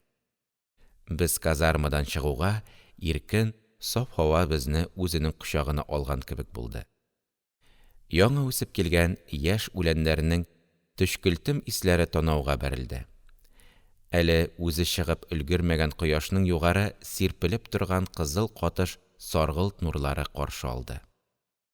Казармадан ерак түгел өем булып тезелеп киткән сары балчык тезмәләре үзләренең араларында зур-зур алтын кисәкләрен яшереп яткан төсле булып күренделәр. Семьялы эшчеләр тора торган казарманың ишек алдындагы хатын-кызларның тавышлары колак төбеннән үтеп китте. Алар арасында Хәдичә дә бар иде. Ул да, башка хатын-кызлар кебек, эш киемен киенеп, алтын юарга китәргә хәзерләнгән, алтын комнарын юа-юа ялтырап, көмеш кебек булып беткән тимер көрәген уң кулына тотып, уңга-сулга әйләндерә, үзенең иптәшләрен көтә иде. Без хатын-кызлар ягына таба бер генә күз ташладык та, Хәдичәләрне күрмәмешкә салынып, конторга таба юнәлдек. Чөнки җегет башы белән әле яңа контор алдына эш эзләп бару. Шулар төсле көлешә-көлешә эшкә китми торып, аларның күзләренә күренү никтер уңайсыз кебек булып күренде. Без конторга барып җиткәндә, контор алдында күбрәге яшь хатын-кызлардан, калганнары авыл крәстияннәре киемендәге ирләрдән булган зур бер төркем халык эш көтеп, конторның ачылганын көтәләр иде. Без дә шулар рәтенә барып, чиратка торган кебек бер читкә аяк бастык. Монда җыелган хатын-кызларның өсләрендәге киемнәре авыл урыс хатын-кызларының киемнәре кебек булса да, үзләренең татарча бик оста сөйләшүләре мине бик кызыксындырды. Мин башта татарча сөйләшкән марҗаларны күреп гаҗәпләнсәм дә, соңыннан боларның приискадан 3 чакрым җирдә булган Крәшен авылының хатын-кызлары икәнлекләрен белгәч, татарча белгән марҗа кызларының кемнәр икәнен төшендем. Озак көттерми, контор ишеге ачылып, таза гәүдәле, зур мыеклы, ялтыравыклы күзле, өстенә күн бишмәт, тужурка, аягына кунычлы итек кигән бер кеше чыгып, күтәрмәгә басты. Эш эзләп көнлеккә килүчеләр 1 минут эчендә бу усал кыяфәтле кешене әйләндереп алдылар. Без иң артта торып калдык. Яллаучы көнлеккә килүчеләр өстеннән күзен йөртеп алганнан соң, кайберәүләрнең исемнәрен әйтеп, кайберәүләрен бармак белән төртеп күрсәтеп, төрлесен төрле эшкә җибәрә башлады. Эшкә билгеләнгән кешеләр шунда ук үзләренә күрсәтелгән эш урыннарына киттеләр. Байтак кешеләргә шулар рәтеннән безгә дә эш җитми калды. Эшкә юллаучы артык бер сүз дә әйтми, конторга кереп китте. Без авызыбызны ачып, аның артыннан карап калдык. Язгы кояш тау артыннан көлеп килеп чыкты. Аның беренче нурлары каршыдагы биек сырт өстенә, җир астыннан казылып чыгарылган кызыл балчыкларга, аннан соң контордан ерак түгел бик матур һәм иркен итеп салынган яшел түбәле йортларның зур-зур тәрәзәләренә төштеләр. Кояш кемгә карап көлә торгандыр, анысын без белмәдек. Конторга каршы өелгән бүрәнәләр өстенә барып утырдык та, үзебезнең эш эзләп килүебезне әйтеп, хәлебезне сөйләп, бүгеннән берәр эш бирүен сорамакчы булып, управляющийның чыкканын көтәргә керештек. Бездән соң безнең янга аркасы чыккан, сул кулы зәгыйфләнгән бер карт килеп утырды. Ул гадәт буенча безнең кемнәр икәнебезне, кайдан килүебезне сорашып алды. Без дә аның кайсы як кешесе икәнен һәм нинди эштә булуын сораштык. Шулай сорашу аның өчен дә, безнең өчен дә кирәкле бер эш булып тоелды. Ул үзе каравылчы икән. Каравылчы икәнен әйткәннән соң уфлап куйды да, асылда үзенең Казан губернасыннан булуын, аннан чыгып китүенә 40 елдан да артык гомер үтүен әйтеп үтте. 40 ел. Бу гомер безнең кебек яшь кешеләргә чиксез күп бер гомер булып күренде. Аның 40 ел буена читтә йөргәнен уйлап алганнан соң, кайтканың бармысың дидек. 20 еллар элек кайтып килгән идем. Шуннан соң кайтканым юк. Анда инде минем кардәш ыруларым да юк. Анда кайтып ни эшлисең диде дә, үзенең япа-ялгыз бер карт икәнен исенә төшергән кебек, җыерчыклы йөзенә үкенү һәм кайгы билгеләре чыгарып куйды. 40 ел күп гомер шул. Ул гомер эчендә күп җирләрне күргәнсеңдер инде, бабай, дидек. Ул үзенең эчендә сакланган вакыйгаларның авыр җәрәхәтләрен безнең белән уртаклашасы килгән бер сыйфатта үзенең тарихын сөйләп алып китте. Ул Урал эчендәге заводларның берсендә 10 ел хезмәт иткәннән соң, Кучкар приискасындагы алтын шахталарында 25 еллар забойщик булып эшләүләрен, анда эшләгәндә забой ишелеп, бер көн тәүлеге җир астында ятканнан соң гына казып алуларын, шуннан соң бер вакыт таш астында калып, сул кулының сынуын, шуннан зәгыйфләнеп, башка эшкә яраксыз булып калганлыктан, моннан 5 ел элек шушы приискага килеп, каравылчылыкка ялланып, шуннан бирле каравылчы булып тамак туйдыруын әрнүле рәвештә сөйләп бирде дә: «Кеше күрәсен күрми гүргә керми дигәннәре дөрес икән. Тагын әллә ниләр күрәчәгем бар», – дип, кояш нуры астына күмелгән яшел түбәле йортларга карады һәм алар өстендә рәнҗешле күзләрен йөртеп алганнан соң: «Яшь вакытларны сагынам. Карт көнемдә көзге, кышкы яңгырлы, буранлы озын төннәрне шул йортларның әйләнәсендә йөреп үткәрү миңа яшь чагымдагы 80 аршын тирәнлектә булган шахталарда таш ватып йөрүләрдән дә авыр. Ул вакытта мин уйның, кайгының нәрсә икәнен дә, ару-талуны да белми идем. Хәзер шул йортлар әйләнәсендә йөреп арыйм. Төннәр буе үткән гомерләрне уйлап үткәрәм», – дип, тагын шул йортларга карап алды. Бабайның кыяфәте безгә тагын да кызганычрак булып күренде. Аның сүзләрен тыңлап утыру бик авыр булып бәрелде. Без үзебез дә аның үткәргән тормышының йөрәгендә калдырган җәрәхәтләрен сызлатмаслык, аның моңнарын уртаклашырлык бер нәрсә дә таба алмадык. Артык бер нәрсә дә әйтергә белми: «Шулай инде, бабай, ә соң ул йортларда кемнәр торалар соң?» – дигән сөальне бирдек. Бабай бераз сүзсез торганнан соң, кулын йортларга таба сузып: «Әнә ул йортларның иң зурысы ел буена кешесез тора. Анда әйберләр бозылмасын өчен, кыш буе тиккә ягып чыгалар. Ул йорт җәй көннәрендә байлар үзләренең семьялары белән кунак булып килгән чакларда гына ачыла. Алар монда килеп, 2-3 атна торып, эшләрен карап, Балкан приискасындагы имениеләренә китәләр. Калган йортларда приискаларның управляющийлары, конторщик мазарлары торалар. Байлар нинди кешеләр соң?» – дидек. «Аларның нинди кешеләр икәнен каян беләсең? Болай читтән карап торырга бик кәттә җегетләр күренәләр. Гәүдәләре балавыз шәм кебек туры булып тора. Гомер буйларына аркылыны буйга алып салмаган кешеләрнең гәүдәләре шулай булмый ничек булсын? Алар безнең урында берәр генә ай эшләп карасыннар иде, көянтә кебек бөгелеп төшәрләр иде». Бабайның йөзенә ачу билгеләре чыкты. «Куй инде аларны», – дип, үзе дә сизмәстән кулын селкеп куйды. «Үзләре белән сөйләшеп караганың юкмы соң?» Бабай, безнең нәрсәдер аңлый алмаганыбыздан аптыраган сымак, безне мыскыл иткән төсле көлә төште дә: «Разве байлар безнең кебек кешеләрне сагынып, безнең белән сөйләшеп торалар? Байлар түгел, аларның сәнәктән көрәк булган конторщиклары да безнең кебек кешеләр белән рәтләп сөйләшмиләр.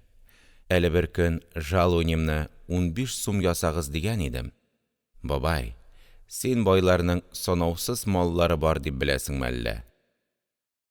Биргәнгә канәгать итеп, шул урыныңда тора бир инде. Әле без сине кызганып тотабыз. Югыйсә ул урынга керүченең исәбе юк», – дип, үземнән көлделәр генә. Байлар алар үзләренең этләре белән көлә-көлә уйнасалар да, безгә бер сүз кушарга да гәрләнәләр. «Күпме жалунья аласыз соң, бабай?» «12 сум». Сүз шунда җиткәндә, кечкенәрәк яшел түбәле өйнең эчке яктан этәргән бер кул белән тәрәзә канатлары ачылып киттеләр. Тәрәзә ачучы кешенең иң элек аппак беләкле кулы, аның артыннан ике як иңенә ябырылып төшкән кап-кара чәчләре уртасында ай кебек балкып торган йөзе күренде. Тәрәзәне ачучы кеше яшь кенә матур хатын иде. Ул тәрәзәдән башын чыгара төшеп, нәрсәдер эзләнгән рәвештә ишек алдына карап алды. Аннан соң күзләрен без утырган якка ташлады да, кулы белән өйнең кояш чыгышы ягына ишарә итте. Соңра колачын аера төшеп, учларын җәеп, тагын да кулларын бергә китереп кушты да артка чигенде. Без аның бу ишарәсеннән бер нәрсә дә аңламадык.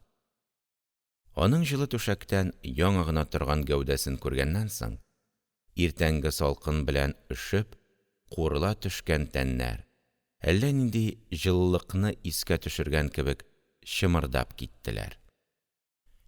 Каравылчы бабай ул хатынның ишарәсен шунда ук аңлады. Ул миңа кояш чыгышы ягындагы тәрәзәләрне ябарга куша. Алар кояш яктысыннан да качалар, йоклый алмыйлар.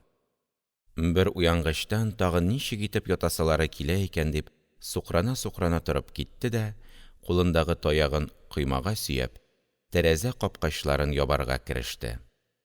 Гомергә эшләгән, төн буе каравылда йөргән карт.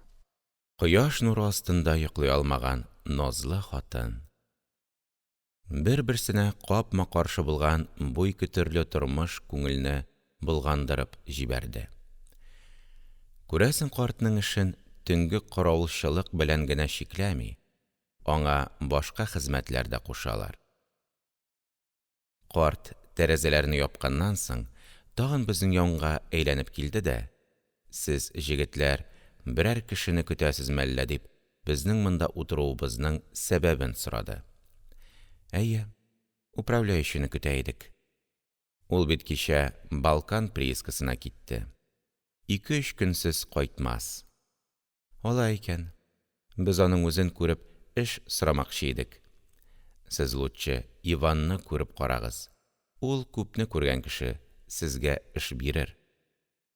Аны кайда күреп буласың?» Ул иртүк торып, яңа ачылган шахталарны карарга киткән иде. Завтракка кайтыр. Без бүрәнәләр өстеннән тордык та, бабай белән исәннәшеп, шуннан ерак түгел вашгердлар тезелгән буага карап юнәлдек. Вашгерд, суны кул белән тартып, алтын комын простой юл белән юатырган тимер иләкле, авызы ачык зур ящик кебек бер нәрсә. Мәҗит Гафури искәрмәсе. Буа тирәсенә рәттән тезелгән вашгердлар янында алтын юучы хатын-кызлар һәм ирләр мыжгып эшлиләр иде. Без читтәрәк торып, аларның эшләүләрен карап тордык. Рәттән һәрвакыт приискада торып эшләүче семьялар казармасындагы хатын-кызлар белән бергә Хәдичә дә бар иде. Аларның машиналашкан куллары тимер торбадан агып төшкән суларны уйнаталар. Чыкырдап торган таш катнаш балчыкларны тимер иләкнең бер ягыннан икенче ягына йөгертеп, өйрәнмәгән тешләрне чагылдыралар иде. Эшсез көенчә, эшләгән кешеләргә карап тору уңайсыз булганга күрә, без күбрәге строительләр тора торган землянкалар арасыннан урап, баягы уңайсыз казармага кайтып, аның эченә керәсе килми, ишеге төбенә утырып, киңәшкә керештек. «Я, инде нишләргә?» – ди иптәш. «Нишләргә? Бүген эш булмаса, иртәгә булыр әле. Ә бит безнең бер генә ашарлык күмәч бар. Аның белән нәрсә эшли алырбыз?» Безнең күзләребез бер-берсенә караштылар да, телләр сөйләүдән туктадылар. Без шулай уйда торганда, теге таза җегет, 2 кадак чамасы крендель һәм башка нәрсәләр алып кайтып, казармага керәм дигәндә, безне күрде дә, каршыбызга килеп туктады. «Сезгә бүген эш булмадымы әллә? Нәрсәгә аптырашып торасыз?» «Бүген булмады. Иртәгә буламы, юкмы, аны да белеп булмый әле. Алай булса, менә моннан 5 чакрым җирдә Иванов приискасы бар. Тотыгыз да шунда барыгыз. Ул яңа ачылган прииска, анда эш күп. Иптәшем авырмаган булса, мин дә шунда китәр идем. Авыру иптәшне кем кулына калдырып китәсең? Чёрт возьми, бүген дә эшкә чыгып булмады. Җитез җегет шул сүзләрне әйтте дә, ашыгыч рәвештә казармага кереп китте. Ну, нишлибез, ди иптәш? Тотарга да шул җегет әйткән приискага китәргә кирәк. Базар мәхәлләсеннән киткән безнең якташлар да тәгаен шундадыр. Иң элек чәй эчеп алыйк әле, аннан карарбыз. Мин үзем шунда китү ягында. Монда эш буламы, юкмы дип көтеп торганчы, анда барып эшләргә керешербез. Мин китмәү ягында. Анда да безнең баруыбызга эш әзерләп куймаганнардыр. Без шулай икебез ике фикердә калып, чәй кайнатырга керештек. Ул арада завтрак вакыты җиткәнен белдереп, кыңгырау сугылып, звонок булды. Чәй янында иптәш Зиннәт Иванов приискасына китәргә, анда эш булса, миңа хәбәр итәргә, булмаса, кире кайтырга, ә мин хәзергә монда торырга карар бирдек. Мәсьәлә тиз өзелде. Чәй эчеп беткәч тә ул, үзенең буш капчыгы белән чәйнекне аркасына асып, Иванов приискасына китте. Мин казарма янында калдым. Эшсез дә ялгыз да тору авыр. Шуңа күрә казарма янында әйләнгәләү тиз ялкытты. Ник соң болай җансыз торырга, эзләнергә кирәк дидем дә, туп-туры приисканың конторына киттем. Мин конторга барып кергәндә, каравылчы карт тәбәнәгрәк, уйчан гына бер урыс белән нәрсәдер шунда сөйләшеп тора иде. Ул теге урыс белән сүзен бетерде дә, миңа карап: «Мин әйткән кеше шушы була инде. Үзенә әйттегезме әле?» «Юк». «Иптәшең кайда соң?» «Ул эш булмас микән дип, Иванов приискасына китте әле». «Юкка, анда киткән. Монда да эш булыр әле». Ул сүзне артыкка сузмады. Теге урыска карап, минем эш эзләп килгән бер укучы икәнемне әйтеп тә бирде. Картның бу сүзләреннән соң, теге урыс миңа баштан-аяк карап алды да, элек эшләгәнең бармы дип, минем эшкә яраклы булып булмавымны ачык белергә теләгән рәвештә сөален бирде. Мин үземнең элек төрле җирдә эшләүләремне, заводларда балчык ташу, кирпеч сугу кебек эшләрдә йөрүемне әйтеп беткәч, ул минем эшкә яраулы булуыма ышанган бер төс алды. Ләкин үзе һаман ачык җавап бирми иде әле. Каравылчы карт чыдый алмады. Ул күпне күргән җегет, яшь булса да, рудникларда эшләгән ул дип, минем сүземне дөресләп куйды. «Шахтада эшләгәнең бармы?» «Анысы юк». «Анда эшли алырсыңмы?» «Нинди эш?» «Казылган алтын комнарын шахта авызына ташу эше». «Ник эшли алмаска?» «Эшлим». Эш эзләү мәсьәләсе шуның белән чишелде. Ул миңа иртәгә иртүк эшкә килергә кушты. Мин эшкә килергә вәгъдә биреп контордан чыктым. Шахта. Мин аның ни рәвешле икәнен күз алдыма китерә алмыйм. Кое кебек тирән бер җиргә төшеп китәсең, аны беләм. Ар-ягы караңгы. Башкалар эшләгәнне мин ник эшләмәскә дигән уйга килдем дә казармага кайттым. Хәзер мин үземне эш кешесе, башка эшчеләр белән казармада торырга хаклы бер кеше итеп сизә идем. Хәзер мин үземнең эш табу шатлыгымны уртаклашыр өчен иптәшемнең кайтуын көтә идем. Кич булды.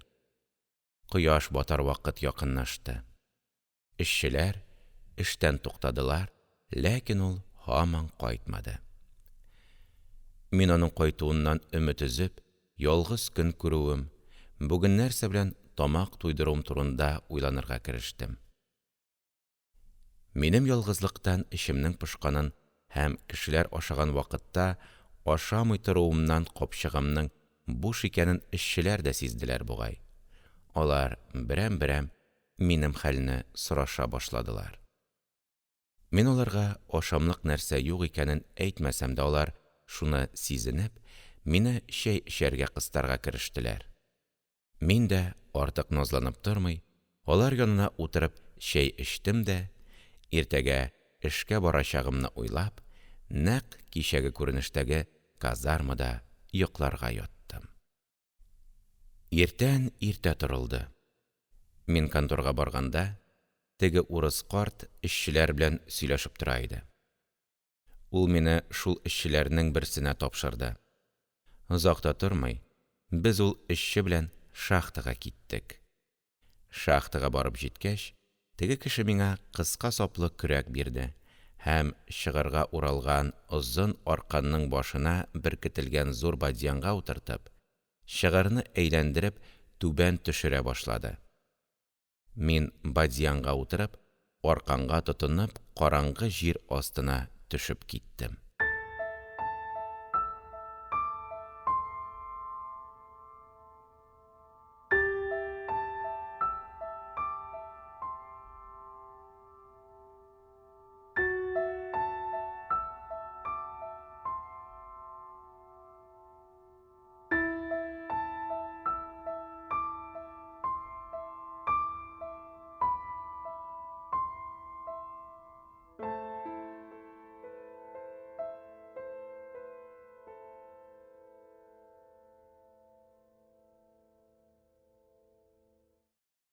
Мәҗит Гафури. Шагыйрьнең алтын приискасында.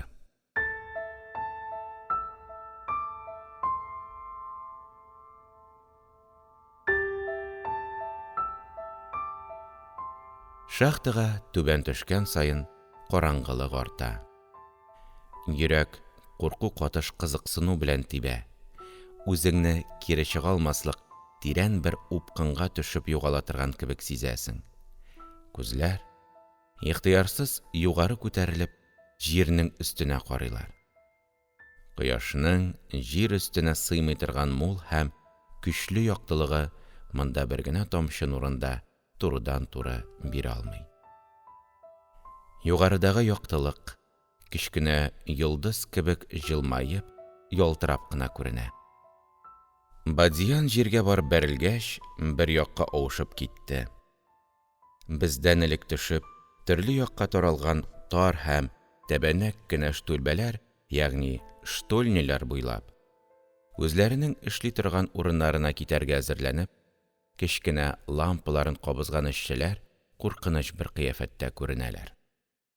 Җир асты дөньясын, үзләренең көндез тора торган икенче казармалары кебек күреп, анда йөрергә, эшләргә өйрәнеп беткән эшчеләр, минем нишләргә белми куркуда торуымны сизеп, «Ну, җегет, монда төшүен төштең дә, ничек чыгарсың икән?» дип миннән көләләр һәм шул сүзләренә өстәп, «Караңгыда эшләсәң, якты дөньяның кадерен яхшырак беләсең аны», диләр.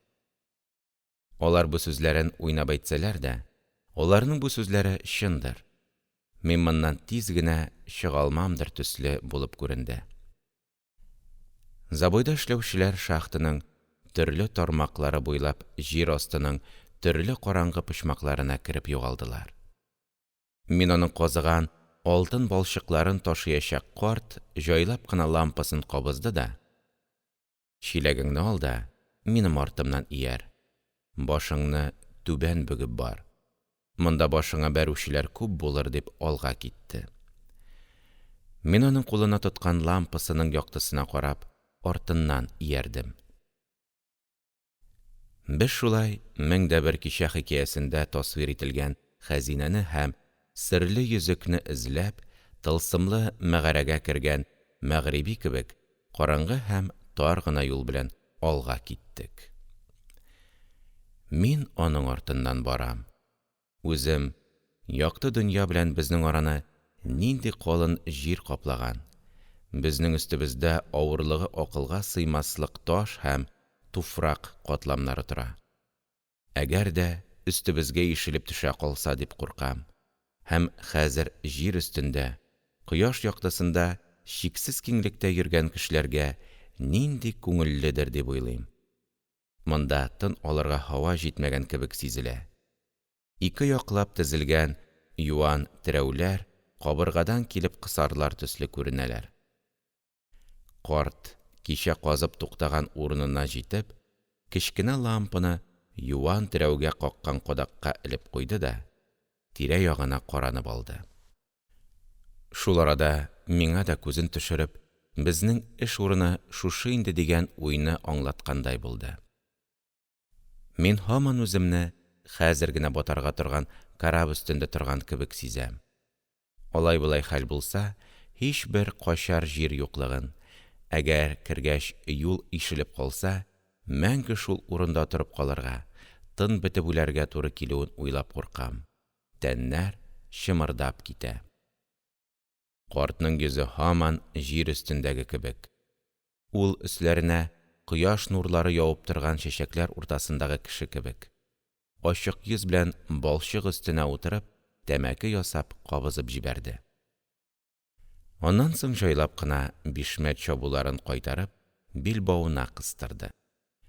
Күн бияләйләрен киеп, кәйләсен кулына тотканнан соң, җиргә тезләнеп утырды да, миңа карап: «Ну, ярый, энекәш, син ул балчыкларны шахта авызына ташый башла инде. Ике арада абайлап йөр. Өйрәнмәгән кеше башын күзен бәрә торган. Бара-бара өйрәнерсең әле». Ул шушы сүзләрне әйткәннән соң, тезләренә уңайсызлык китереп торган вак ташларны кулы белән ике якка сыпырып, тагы да ипләп тезләнде. Кәйләсен уңайлап тотты да, җир яратылганнан бирле миллионнарча тонналар туфрак, балчык, ташлар астында кысылып, тыныч яткан, вак ташлар белән бергә укмашып каткан балчыкларга чык-чык бәреп төшерә башлады. Кәйләнең ташларга бәрелүеннән чыккан тавышлар җир асты юллары белән китеп яңгырый башладылар. Аның эшкә чыныккан һәм сәләтле куллары бик җитез йөриләр. Вак таш катыш балчыкларны умырып-умырып төшерәләр иде. Мин ул казыган балчыкларны кыска саплы көрәк белән чиләккә тутырып, кармана-кармана шахта авызына таба киттем. Шахта авызына якын куелган лампа белән карт янындагы лампа арасындагы 10-15 сажын чамасы юлны ул лампалардагы яктылык яктыртып бетә алмаганга күрә, бу ике араны бик абайлап кына барырга туры килде. Башны ия төшеп, бөкрәеп, берничә пот чамасы балчыкны күтәреп йөрүе башта бик авыр тоелды. Сакланып йөрүгә карамастан, штүлбәнең өстенә төзелгән агачларга башның бәрелгәнен сизми дә калам. Ике араны берничә рәт әйләнгәнче, минем баш берничә җирдән күбеп чыкты. Башта тыныч кына торган җир асты, эшчеләр эшләргә керешү белән, үзенең мәңгелек тынлыгын югалтты. Төрле якка таралган юлларның һәрберсеннән дөп-дөп дигән тавышлар чыгып, челтәрләнеп беткән җир астында әйләнеп йөри башладылар. Әллә кайдагы караңгылык эчендә йөткергән, яисә кемнәрнеңдер сөйләшкән тавышлары җир астына җан кертте. Кайвакытта юан терәүләр нишләптер шытыр-шытыр итеп тавышланып куялар. Аларның тавышларын ишетү белән йөрәк жу итеп китә. Шахтаның өсте убылып, мондагы эшчеләрне сытыр кебек була. Шахта авызының тирәсе төрле яктан ташылган алтын песоклары белән каплана бара. Анда берничә кеше бу песокларны зур бадьяннарга тутырып, югары җибәреп торалар. Шахта авызыннан югары карап, җир өстендәге яктылыкның кечкенә чаткыларын күрү күңелне рәхәтләндереп җибәрә. Бераз булса да тында иркенәйгән, үлемнән әз генә булса да ераклашкан кебек булып китәсең. Карт өйрәнгән. Ул һичбер нәрсә уйламаган кебек үзенең эшен дәвам иттерә. Кайвакытта хәле беткән кебек гыжлап, ютәлләп куя. Шундый вакытында кәйләсен алдына куеп, тәмәкесен тартып ала да, әкренләп кенә тарта-тарта минем эшләгәнемне карап тора. Ул нәрсә уйлый торгандыр, аны белмим. Ә үзем ул картны кызганам. аны җир астының бу авыр эшеннән коткарып аласы килә. Байтак эшләгәннән соң, карт миңа карап: «Син, туган, бераз эшлә дә хәл җыеп ал. Байның эшен ничаклы эшләп тә бетереп булмас. Бу җир асты күпме генә эшләсәң дә бетми ул», – дип, мине утырырга кушты. «Син казыган песокларны ташып бетерә барырга кирәк бит», – дим. «Ничево, бетәр әле. Син бик уңган җегет күренәсең, шулай кирәк ул. Мин үзем җибеп торган кешене яратмыйм. Шунда да хәл җыя-җыя эшләгән яхшы. Әйдә, шунда утыр да ял ит». Аның сүзен какмадым. Хәл җыярга дип, аның каршысына утырдым. «Син элек шахтада эшләмәгән булсаң, курка торгансыңдыр әле. Башлап эшләгәндә кыен була ул. Мин үзем дә башта бераз шүрли торган идем», – дип, карт сүз башлап җибәрде. «Алай бик нык курыкмыйм. Шунда да җимерелеп китәр төсле күренә. Шул чаклы калын җирне бу терәүләр әле дә күтәреп торалар әле», – дидем.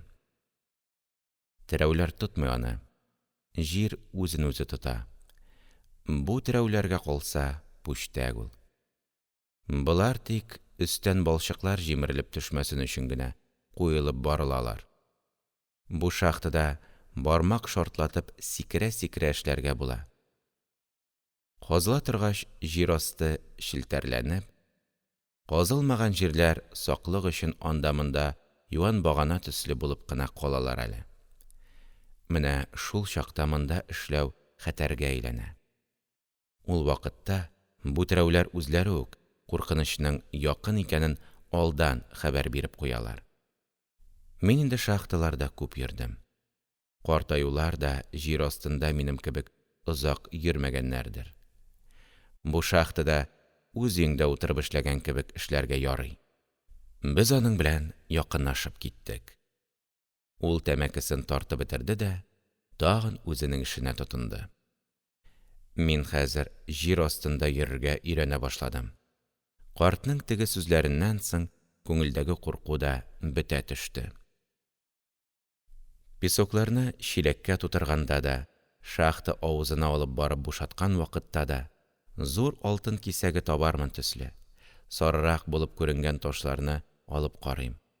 Алар минем күзгә сары самородкы төсле булып күренәләр. Ләкин аларның берсе дә самородкы булмыйлар. Картның шахтага төшеп эшли башлаган вакыттагы сүзсезлеге бетте. Ул хәзер мин урап килгән саен дип әйтерлек берәр сүз таба да, мондагы эш пошыргыч тынлыкны югалтып куя.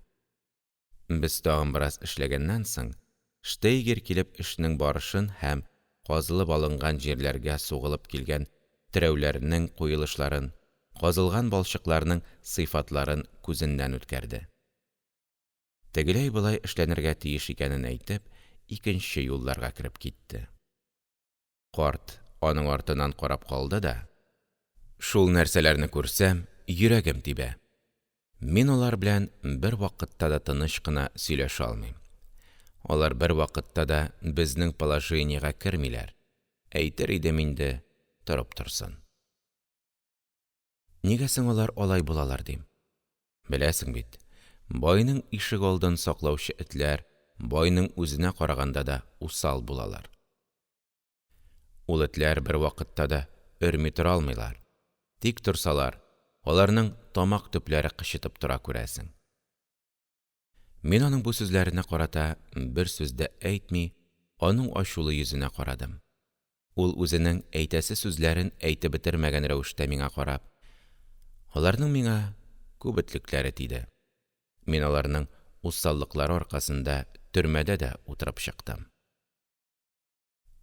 Ул мине үзенең сүзенә ышандырыр өчен минем сораганымны көтеп тә тормый сөйләп алып китте.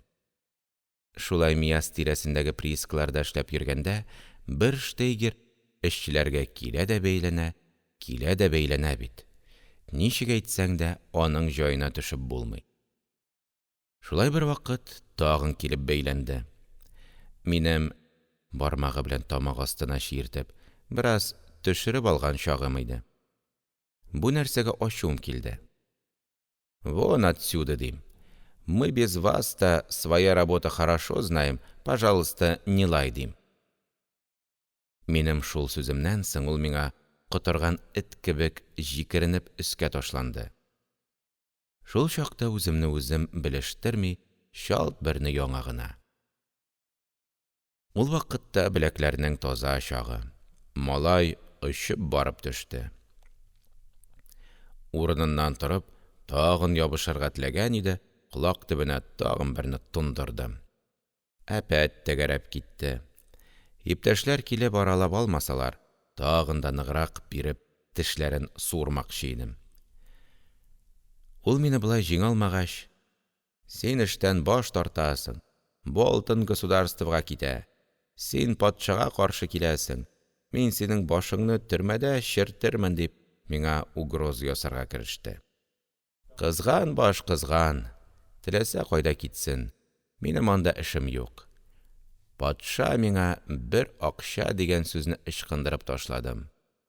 Ул собака минем шул сүземне эләктереп алды да: шулаймыни, патша сиңа бер акча икән, бу зимагурның нәрсә сөйләгәнен ишеттегезме?» дип, шунда ук гуаһландырып та алды. Мин әйтәм: «Әйттем шул. Кызгач нигә әйтмим? Юк җирдә патшаны китереп кыстырма», дим. «Ярый, күп сөйләнмә, судка баргач җавап бирерсең», ди. «Ярый, бирермен», дим. Әйткән сүземне кайтарып алмадым. Эт алдында баш ияргә гарьләндем. Ул шунда ук приискадагы жандармны чакырып алып килде дә, минем өстән акт ясап, прошение бирде. Иптәшләр мине яклап: «Я, ташлагыз инде, син Сибгатькә үзең элек килеп бәйләндең бит», дип карасалар да булмады. «Төрмә өйрәсен ашап, бераз дөнья күреп чыксын әле», ди. Мин дә сер бирмәдем.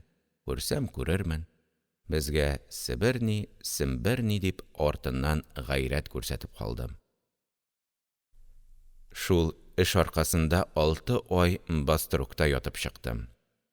Шуннан бирле штейгер дигән нәрсә күземә күренү белән чәчләрем үрә тора.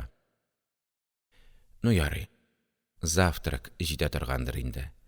Тагын бераз эшләп алыйк. Ул казый башлады, мин ташырга керештем. Күп үтмәде, шахтаның өстеннән: «Завтракка звонок, иптәшләргә әйтегез», дигән хәбәрне бирделәр. Җир астындагы эшчеләр 1-2 минут эчендә шахта авызына җыелып, чират белән югары чыгарыла башладылар. Миңа да җир өстенә чыгарга чират килеп җитте. Икенче берәү белән мине салмак бадьян әкрен генә югары күтәреп алып менеп китте. Өскә чыгу белән кояш нурлары безнең күзләрне чагылдырып җибәрде. Әкрен генә искән саба җиле безнең битләрне сөеп китте. Шахтада эшләп, кояшка чыккан эшчеләр төркемен беренче рәт күргәндә, кояш төшми торган келәт астында саргылт, зәгыйфь һәм нечкә булып үскән үсемлекләр күз алдыма килде. Бу эшчеләрнең яшьрәкләренең яки бу ел гына эшли башлаганнарының каннары суырылып өлгермәгәнгә күрә, үзләренең табигый төсләрен, битләрендәге кызыллыкларын сакласалар да, берничә ел шунда эшләгәннәренең каннары суырылып, келәт астында үскән зәгыйфь, саргылт үләннәр кебек булып калганнар. Йөзләре саргайган, күзләре эчкә батып кергән, икенче төрле әйткәндә, җир астында күп эшләп таш казармаларда тора торган. Аларның тән тамырларындагы кызыл каннары агулы сары суларга әйләнгәнгә күрә, яңа гына озак авырудан терелеп чыккан кешеләр кебек саргылт булып күренәләр иде. Алар авыр шартлар эчендә байларга эшләп йөри торгач, үзләренең ярты сәламәтлекләрен югалткан булсалар да, кешелекләрен югалтмау ягына караганда бик күп кешеләрдән алда торалар иде. Иртәнчәк мин шахтага төшкән чакта, минем куркуымны сизеп, миннән уйнап көлгәннәре, мине күргәч: «Әле син кире чыга алдыңмыни?» диләр. Кайберләре: «Ну, анда эшләр ничек булды?» – дип сорыйлар. Минем өчен үзем белән бергә эшләгән карт җавап биреп: «Җегет молодчина күренә, кемгә дә иптәш булырга ярарлык, аны өйрәтеп торасы да юк», – диде. Шулай кирәк. Аты укыган кешеләрнең күбесе камыр кебек йомшак булалар. Бу алай түгел, тимер кебек. Ул бәләкәй чагыннан ук эшкә күнегеп үскән. Мин аны сораштым. Ярый, Сибгать агай, яшь кешене эшкә өйрәт. Аны өйрәтәсе дә юк инде. Мин аларның үзем турындагы сүзләреннән үзем көләм, үзем аларны һаман үземә якын иптәшләр кебек күрә барам. Аларның керсез сүзләре күңелгә ягымлы тоела. Болар яхшы, болар белән эшләү күңелле булыр, ләкин менә хәзер ашарга юклык эчне тырный. Казармага кайтып, аларның ашаганнарын карап торганчы, завтрак вакытын шунда йөреп үткәрмәкче булып киләм. Сибгать агай, минем белән эшләгән карт, минем хәлне аңлаган кебек: «Соң син кем белән ашап эчәсең? Чәйнек-мазарың бармы?» – дип сорап та алды. Хәзергә мин ялгыз гына. Чәйнек-фәлән дә алганым юк әле. Әйдә алай булса безгә. Нәрсәгә алай адашкан каз бәбкәсе кебек ялгыз йөрергә? Безнең монда алай йөрү килешми. Мин аңа күмәч-мазар алырлык акчам юклыгын әйтәсем килмәде. Шуның өчен: «Әле минем күмәчем дә юк, лавкага барып киләсем бар», – дидем. «Анда барып йөрмә инде, бездә бар бит. Әйдә, безгә барабыз, ату соңга калырсың». Мин күп назланып тормадым. «Ярар алай булса, соңыннан исәпләшербез. Анысын сөйләмә син, әйдә безгә». Мин тоттым да Сибгать бабай белән туп-туры семьялылар казармасына киттем. Ул үзенең карчыгы белән Хәдичәләр тора торган казарманың икенче башында тора икән. Без казармага җиткәндә, Хәдичә үзенең иптәш кызы белән казарма алдында көлешә-көлешә юына, аның бите яңа гына күпертелеп сөртелгән ап-ак сабын күбекләре белән капланып, тик ике күзе генә күренә иде. Ул Сибгать агай белән мине күргәч, көлүеннән туктала төшеп, йөзен икенче якка әйләндерде һәм битендәге ап-ак сабын күбекләрен тиз-тиз генә юып төшергәннән соң, тагын бер мәртәбә әйләнеп карады. Бу вакытта аның йөзендә шатлыклы елмаю балкып тора иде. Мин аның безне күрүгә капыл гына хәрәкәтен үзгәртеп, шатлыклы елмаюының мәгънәсенә төшенмәдем. Тик өченче көн кич, аларның үзләрендә чәй эчеп чыкканнан соң, иптәшем Зиннәтнең «Матур бит, әй» дигән сүзе исемә төште дә, чынлап та матур шул дип уйладым һәм аңа таба тагын бер мәртәбә әйләнеп карыйсым килсә дә, карарга уңайсызланып, Сибгать агай артыннан казармага кереп киттем. Аның иптәше белән сөйләшкән ягымлы тавышы ишетелеп калды. Сибгать карт мине туп-туры үзләренең тора торган почмакларына алып барды һәм миңа үзенең бер кунагы кебегрәк карап: «Әйдә, рәхим ит әле, менә хәзер чәй эчәрбез». Карчыгына карап: «Карчык, мин бүген үземнең янымда эшли башлаган иптәшемне дә алып килдем әле. Ул ялгыз гына икән, аңа күңелсез булмасын», – дидем. Әби минем белән исәнләште дә: «Бик әйбәт, без икәү генә бит, өчәүләп чәй эчү күңелле булыр», – дип, ачык йөз белән каршылады. Без бит-кулны юып алганчы, ашъяулыкны зурайтынкырап җәйде. Ике пар чынаяк янына өченчесен куйды. Таш тәрлинкәдә торган күмәчләрнең телемнәрен арттырды. Яңа гына пешереп, суынмасын өчен таш табакка салып, өстен ябып пичкә куйган бәрәңгесен китереп куйды да, шунда ук чәй ясап җибәрде. Сибгать бабай белән без икәү, аның ашарга өндәвен көтеп тә тормый, ашарга керештек. Ашыгыч кына эчкән чәй арасында алар үзләренең гаилә тормышын сөйләп алдылар.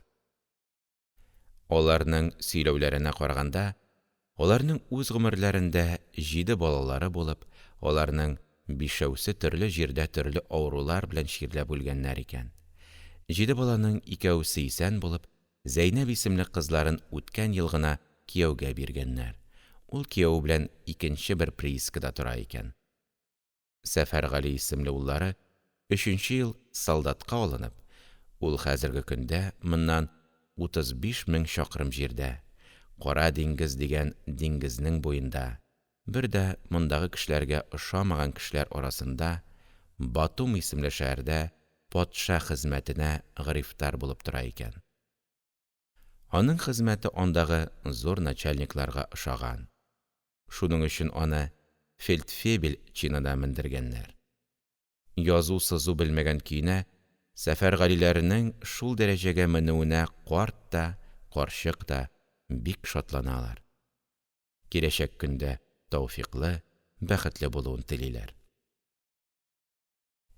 Мин бер яктан аларның сүзләрен тыңлыйм, кайчакта үзләренә сөаль биреп куям. Икенче яктан казармадагы ыгы-зыгы килгән тормыштан күзләремне ала алмыйм. Казарма гөж килә. 20-25 урында түгәрәкләнеп ашарга утырган кешеләрнең авызлары ашыгыч кыймылдыйлар. Шул түгәрәкләр арасында байтак кына авырып ятучылар, кәефсезләнеп җылап утыручы балалар да күренә. Аны-моны карап, уйлап тормый ычкындырылган төрле сүзләр дә еш-еш ишетелеп кала. Казарманың теге башында йөргән Хәдичә дә бер-ике рәт күренеп калды. Ул һаман да күңелле, шат күренә. Бу тормыш эчендә шундый Хәдичәләрнең булулары яшьлек вакытының яшел бер яфрагы кебек булып сизелә иде. Чәй эчелеп беткәнче минем хакта да сүз булды. Сибгать бабайның кузгатып җибәрүе буенча, әби үзе теләп үзләрендә ашап-эчеп йөрүне мәслихәт бирде. Аларның киңәшләре буенча, мин болар белән ашап-эчеп, тик кунарга гына буйдаклар казармасына барачак идем.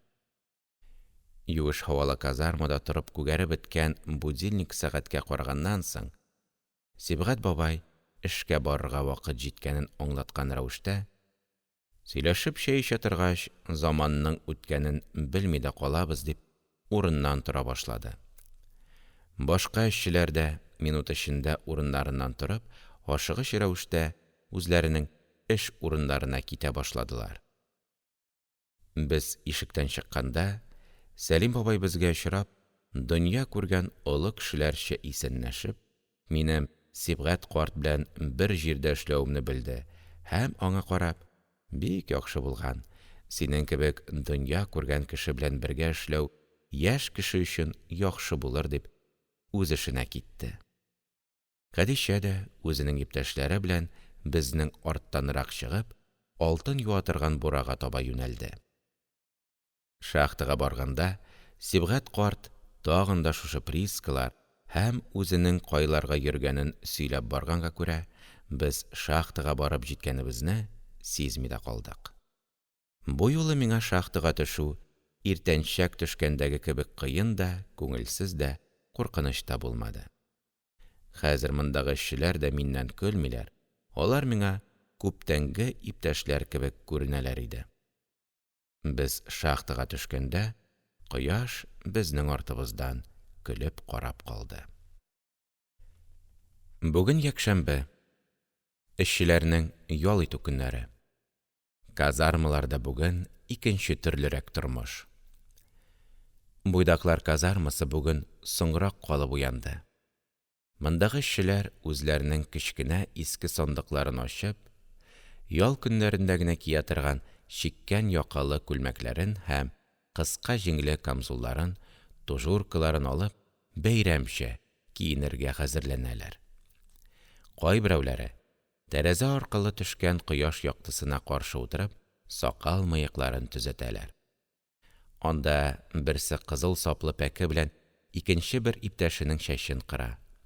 Атна буена чәч арасына утырган кым-тузаннар аның пәкесенең йөзен шундук кайтаралар күрәсең. Ул чәч алучы минут саен кулындагы пәкесен кайчакта иптәшенең кайышланган аркасына, кайвакытта үзенең чалбарына янып азаплана. Теге озын чәчле таза җегет һәммә кешеләрдән элек торып, үзен рәтләп өлгергән. Ул инде үзенең бер иптәше белән чәй эчәргә дә керешкән. Атна буенча арган гәүдәләрне ял иттерү шатлыгыннанмы, булмаса, икенче бәхет көткәнгәме, болар бүген шат һәм сүзчән күренәләр. Тик теге таза җегетнең авыру иптәше генә әле булса үзенең авыруыннан айный алмаган. Ул мондагы хәрәкәтләрдән, ял итәргә хәзерләнү шатлыкларыннан хәбәрсез рәвештә каты сәке өстендә бөкрәйгән көе ята. Ул әллә йоклый, әллә инде авыруының катылыгыннан шулай бер нәрсә дә сизмәслек бер хәлгә килгән. Анысы билгесез. Семьялылар казармасындагы җанлылык бүген бөтенләй башкача. Аның ишегеннән керү белән авыр май исләре бәрелә. Нәрсәнедер ашыгып көткән вакытта гына була торган ашыгыч бертөрле буталчык күзгә ташлана. Анда хатын-кызлар зык кубалар. Казарманың пичләре алдында хатын-кызлар чират торып кабартма, кыймак кебек нәрсәләр пешерәләр, бәрәңге кыздыралар. Дистәләгән эреле-ваклы самавырлар, төрле тавышлар чыгарып, үзләренең чәй урыннарында утыртылуларын көтәләр. Минем әби һәммәсеннән иртә өлгергән. Сибгать бабай белән мин ашъяулык янына килеп утыру белән, ул гөжләп кайнаган самавырын китереп утыртты. Аның артыннан ук зур гына таба белән кыймак китереп куйды.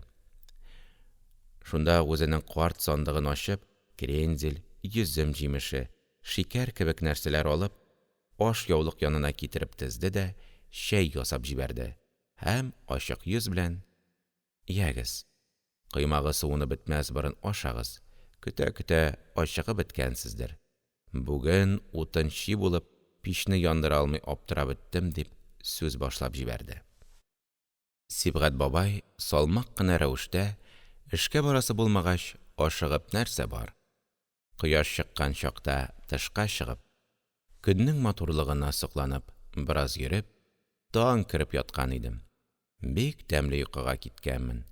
Төшемдә забой казыганда бик зур, менә шушы баш бармак чаклы булыр самородкы таптым. Инде алып чыгыйм дигәндә генә, мона күршенең баласы елаган тавышка уянып киттем», – дигән сүзләр белән чәй мәҗлесен ачып җибәрде. «Син шул самородкыны төштә генә табасың», – ди әби. «Ярый инде, нишлисең?»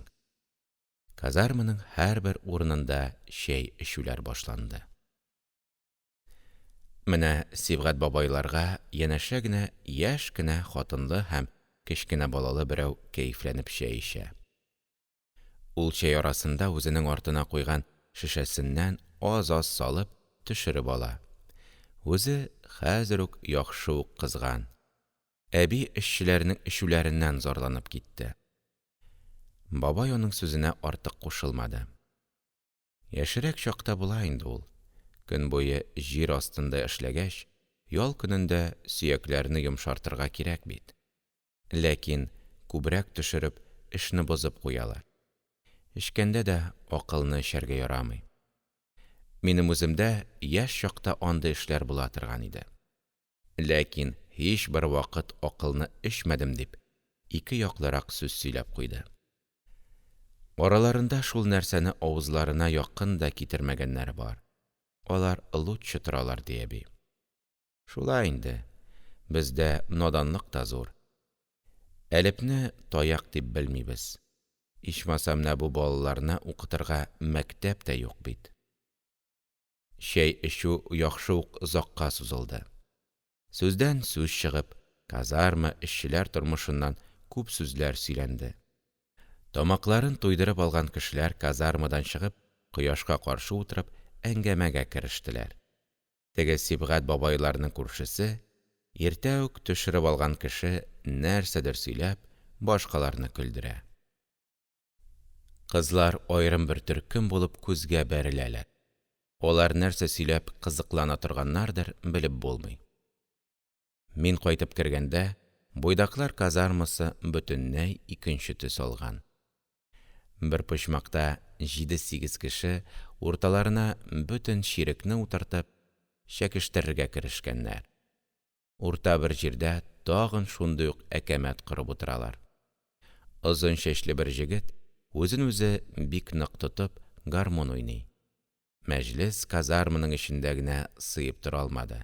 Казарманың тышына да чыкты. Семьялылар казармасыннан да берничә кеше килеп кушылдылар.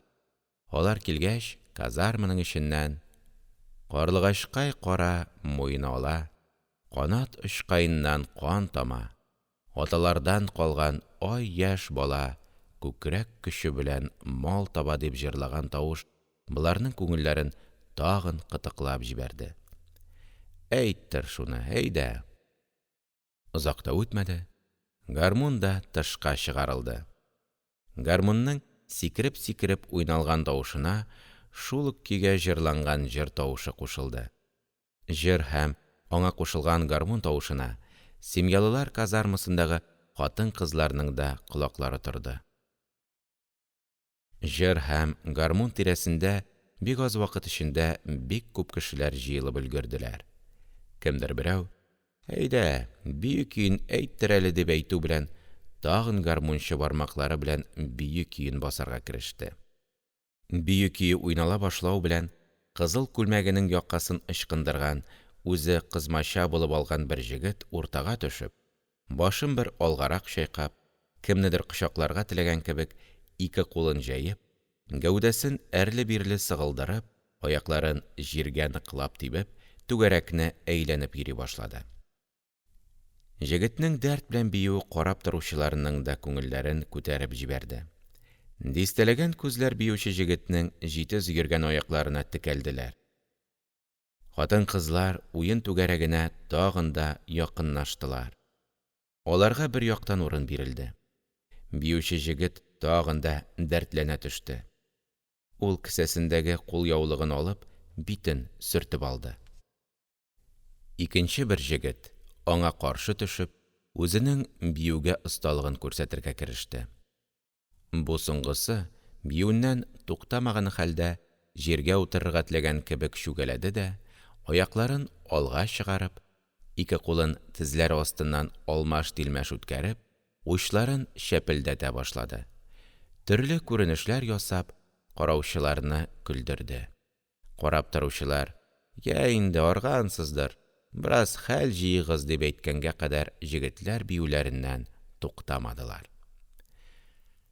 Алар биюләреннән тукталуга, шунда карап торучылардан берәү, хатын-кызлар төркеме ягына карап: «Я, сез нигә карап кына торасыз? Аякларыгыз сызламасын» дигән сүзне ташлады. Йөрәкләре тибеп торган хатын-кызлар бер-берсен төрткәләп, биергә кысташа башладылар. «Әйдә, Хөсби апа, булмаса, һөнәреңне күрсәтеп ал әле» дигән сүздән соң, без беренче көнне семьялылар казармасына кергәндә, җырлый-җырлый сандыгын актарып утырган хатын уртага чыкты. Ул башта кыяр-кыймас бер кыяфәт күрсәтеп, яулыгының бер як чите белән битенең бер ягын каплап кына бии башласа да, бара торгач ачылып китте. Ул үзенең аякларын яңа чыккан яшел үләннәрне измәскә тиешле кебек йомшак һәм вак кына баса, гәүдәсен дә тулкынсыз суда йөзгән аккош кебек тигез генә йөртә иде. Уен барган саен кызды. Казармада мәҗлес корып утыручылар да берәм-берәм якты кояш астына чыга башладылар. Уен-көлке шулай кызып барганда, әлпән-тилпән килгән берәү, караучыларның теләкләренә каршы биергә теләп, уртага төште. Ләкин аның пима кигән аяклары үзе теләгәнчә йөри алмадылар. Ул гәүдәсен тота алмый, бер якка авышып китте. «Эй, синең шөребең бушаган, юкка мәшәкатьләнмә» дигән сүзгә намусы килде бугай. Ул тагын биергә тырышып карады, тагын булдыра алмый, бер якка ауды. Караучылар арасыннан «Лучше син мишайт итмә» дигән сүзгә аның ачуы кабарды. «Мин ни, барыгыздан да шәп» дип, җилкенеп куллары белән нәрсәдер эзләнергә кереште. Аның иптәшләреннән берсе янына килеп: «Әйдә, болай ярамый, казармага кер», – дип, кулыннан тоткан иде, ул икенче кулы белән теге кешенең башына кундырды. Аны тотучы кеше, ачуланып: «Синең башың кычыта икән әле», – дип, уңга-сулга бирергә кереште. Бу ямьсез күренешкә һәркемнең кәефе китте.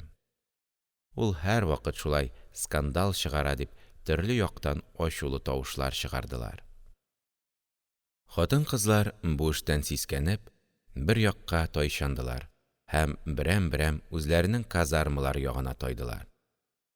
Ул арада теге биюче җегетләрнең берсе исерек биюченең җилкәсенә берне төшерде дә, кулларыннан шакарып тотып: «Җитәрме, әллә тагын кирәкме?» – дип, үзенә карады. Исерек биюче капыл гына йомшады. «Кара әле, мине җибәр әле, мин тик болай гына...» Шулай булгач, «Тукта» дигәндә тукта. Исерүең җиткән икән, кер дә ят. Нәрсәгә монда хатын-кызлар арасында теләсә нәрсә кыланып йөрисең? Бетте, мин болай гына. Бетсен шул. Шуннан соң исерекне ике яктан култыклап казармага алып киттеләр. Бу скандалдан соң уен-көлкенең кызыгы югалды. Караучылар таралдылар. Көндезге аш вакытында Сибгать бабай да, әби дә мондагы тормыштан һәм ял итү көннәрендә һәрвакыт шушындый тәртипсезлекләр булып торуыннан зарланып алдылар. «Ни эшлисең соң инде? Аларның башка нәрсә кызыклары бар?» – диде Сибгать карт. «Эчеп-сугышып йөрүдән нинди кызык булсын?» – ди әби. «Алар башта күңел ачар өчен генә эчәбез дип эчәләр. Бара торгач, шундый күңелсезлекләр булып китә. Һәркемгә бер төрле күңел ачу кирәк бит. Ярый ла ул авыл яисә шәһәр җирләрендә кызык ачу урыннары бар. Безнең монда бит аларның берсе дә юк», – дип, бер яктан теге эчүчеләрне артык гаепләмәскә тели, икенче яктан аларга бер яңа нәрсә, яңа тормыш бирергә теләгән кебек була иде. Яңа гына булып үткән ямьсез тормыш тиз онытылды. Семьялылар казармасында яңадан үзенә күрә бер төрле ыгы-зыгы килү, төшкә хәзерләнгән, төрле урыннарда пешерелгән бер үк төсле ашларны ашау башланды. Бәләкәй балаларның үзара кычкырышуларын, аналарының үзләренең кечкенә балаларын җуату тавышларын исәпкә алмаганда, мондагы тормыш тәртипле юлга төшкән кебек булды. Эш шулай барганда, буйдаклар казармасыннан берәү килеп, теге авыру җегетнең үлүен хәбәр бирде һәм Сибгать бабай белән Сәлим бабайның шунда баруларын үтенде. Бу үлем хәбәре бөтен казарма эчендә бер төрле күңелсезлек ташлады. Бөтен эшче гаиләләре йөзләрен үзгәртеп, алларындагы ризыкларын ашауларын оныттылар. Бик күп авызлардан яңа гына типсә тимер өзәрлек җегет әрәм булды. Дөньяның әчесен-төчесен күп татыган, уңган җегет иде. Күптән түгел Гәрәйне туфрак басып үтергән иде. Инде монысы эшләгән җиреннән авырып кайтып үлде. Безнең монда шул бик күп кешеләр вакытсыз әрәм булалар. Дару-дәрман итәргә рәт юк, кебек сүзләр дә чыкты. Болар вакытсыз үлемнәрне кемнәндер күргән төсле булсалар да, ул кемдер атап әйтмиләр. Бары тик мондый вакыйгаларны үзләренең тәкъдирләреннән, я булмаса бәхетсезлекләреннән күргән кебек булалар иде. Сибгать бабай башын түбән иеп бераз уйланып торганнан соң: «Барсы да шул үзебездән. Әнә үткән ел бер җегет килеп, безгә эшнең нәрсәдә икәнен, эшчеләрне начальстволар белән байлар берләшеп изүен, безнең дә аларга каршы торырга кирәк икәнебезне астыртын рәвештә бик әйбәтләп төшендерә башлаган иде дә бит. Аны бик озак үтәмәделәр. Халыкны начальствога каршы күтәрүгә өндәп йөри торган бер кеше икән диделәр дә алып киттеләр. Иллә үзе зәһәр, үткер җегет иде. Үзен арестовать иткәндә, йөзен дә чытмый аларга каршы сөйләште. Сез, ди, байларның ялчылары, ди, сез сатлык җаннар, эшчеләрнең каннарын эчәсез, палачлар, ди, тагын әллә нәрсәләр әйтеп бетерде. Аны күп сөйләндерми алып киттеләр. Киткән чагында безгә карап: «Без сезне онытмабыз, сез дә үзегезнең кемнәр икәнегезне исегездән чыгармагыз. Безнең көч күп», – дип әйтеп китте. Без нишләргә белми, алай-болай иттек тә, тордык та калдык. Шунда без бергәләшеп, ул җегетне алар кулына бирмәскә кирәк икән дә бит. Бу вакытта Сибгать бабайның йөзендә ниндидер бер кирәкле эшнең булмый калуына үкенү билгесе күренә иде. Әби аның сүзен тыңлап беткәч: «Син үзең дә бик күп сөйлисең. Я үзеңне дә алай-болай итеп куярлар», – дип, тирә-ягына каранып алды. Сибгать бабай бер дә исе китми генә: «Дөресе шулай булгач нишлисең? Эшчеләрнең берсе кичә, берсе бүген үлә дә тора. Аның причинасын тикшерү юк», – диде дә, урыннан торып, казарманың теге башына барды. Анда Сәлим карт белән очрашып сөйләшкәннән соң, казармадан чыгып киттеләр. Мин дә үзебезнең казармага кайтырга дип иркен һавага чыктым.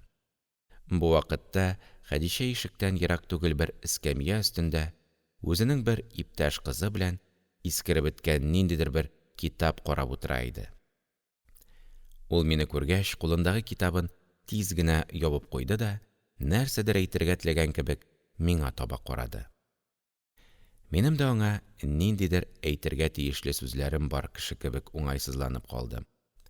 Әллә нигә мин аңа нинди булса да берәр нәрсә турында сүз әйтсәм ярамас, яраса да килешмәс төсле була иде.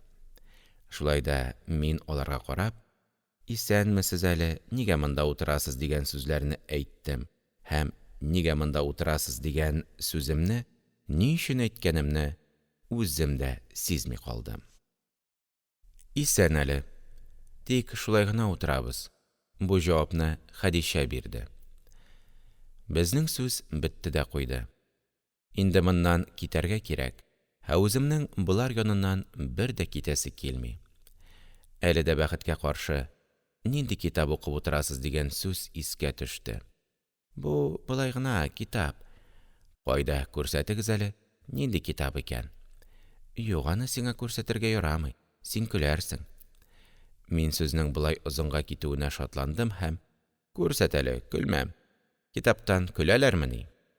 Шушы сүздән соң ул кулындагы китабын төрле төстәге дебетләр белән чәчкә рәвешендә бизәкләр төшереп чиккән ап-ак алъяпкыч астына яшерә төшеп: «Юк, бу китапны сиңа күрсәтергә ярамый», – дигән сүзләрне кабатлады. «Нигә ярамасын икән?» – дидем.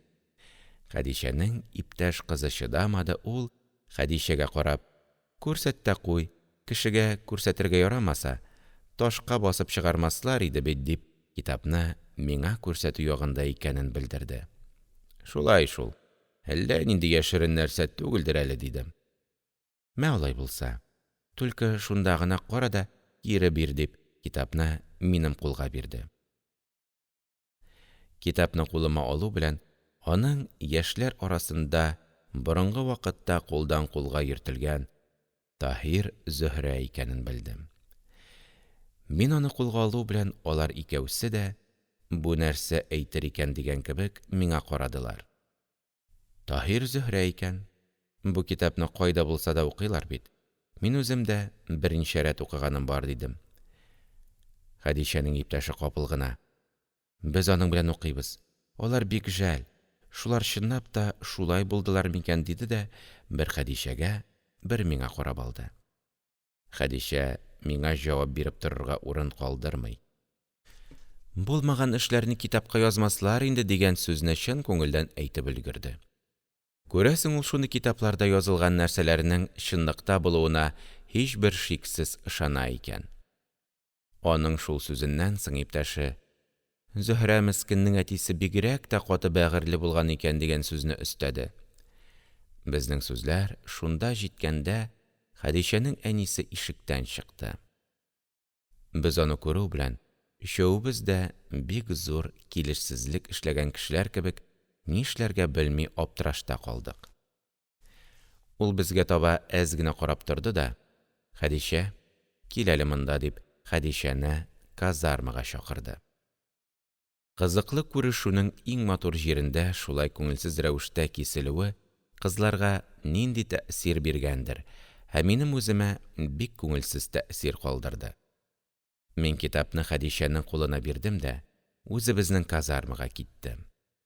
Ә алар үзләренең ниндидер бер яшерен серләре ачылган кешеләр рәвешендә казармаларына кереп киттеләр. Мин үзебезнең казармага кергәндә, безнең казарма эчен тирән бер тынлык баскан кебек иде. Әле күптән түгел генә зык кубып йөргән эшчеләр айныган кебек, хәтта үзләренең бүген эчүләреннән үкенгән кебек күренәләр иде. Шушы тормыш, шушы моңсу казарма эчендә яңа гына үлгән эшченең сузылып яткан гәүдәсе минем күңелгә дә бик авыр тәэсир бирде. Ул үзе үлгән булса да, аның шул газап чигеп үлгән гәүдәсе аның үткән тарихын, төрле приискаларның шахталарында эшләп йөрүләрен, ниһаять шушы шагыйрьнең алтын приискасына килеп эшләгәндә авыру эләктереп, шушы ямьсез казармада докторга нигә күренә алмый, каты сәке өстендә авырып ятып, җан бирүен сөйләп торган кебек була иде. Мин аның янына барып, бераз карап тордым да, бу казармадан чыгып китәргә ярамаган төсле бер хәлгә килеп, шуннан ерак түгел бер урынга утырдым. Шул вакытта ул үлгән җегетнең туган илендә карт әнисе, аннан соң аның кайтуын көткән ятим сеңлесе бардыр. Алар аның исәнлек хәбәрен көтә торганнардыр кебек булып күз алдыма килде. Теге озын чәчле җегет үзенең күп җирләрдә бергә йөргән, бергә эшләгән иптәшенең үлүенә чынлап кайгыра һәм аның хакында бик күп нәрсәләр сөйләп, аны мактый, ниһаять, прииска хуҗаларын һәм шушы тормышны сүгеп, аларга каршы булган ачуына чыдый алмый, көчле йодрыгын төйнәп: «Вәт, без кемнәр өчен эт көнен күрәбез», – дип, тирә-ягына каранып куя иде. Ял итү көненең матур кояшы көлеп чыккан булса да, ул моңсуланып батты. Әллә ул кемнәргәдер көлеп карап баткан кебек булгандыр, ләкин безгә моңсу күренде. Бүген безнең казармада төн буе ут сүнмәде. Аның саран яктысы төн буенча үлгән эшченең гәүдәсен һәм аны каравыллап утырган картларның җыерчыклы битләрен яктыртып торды.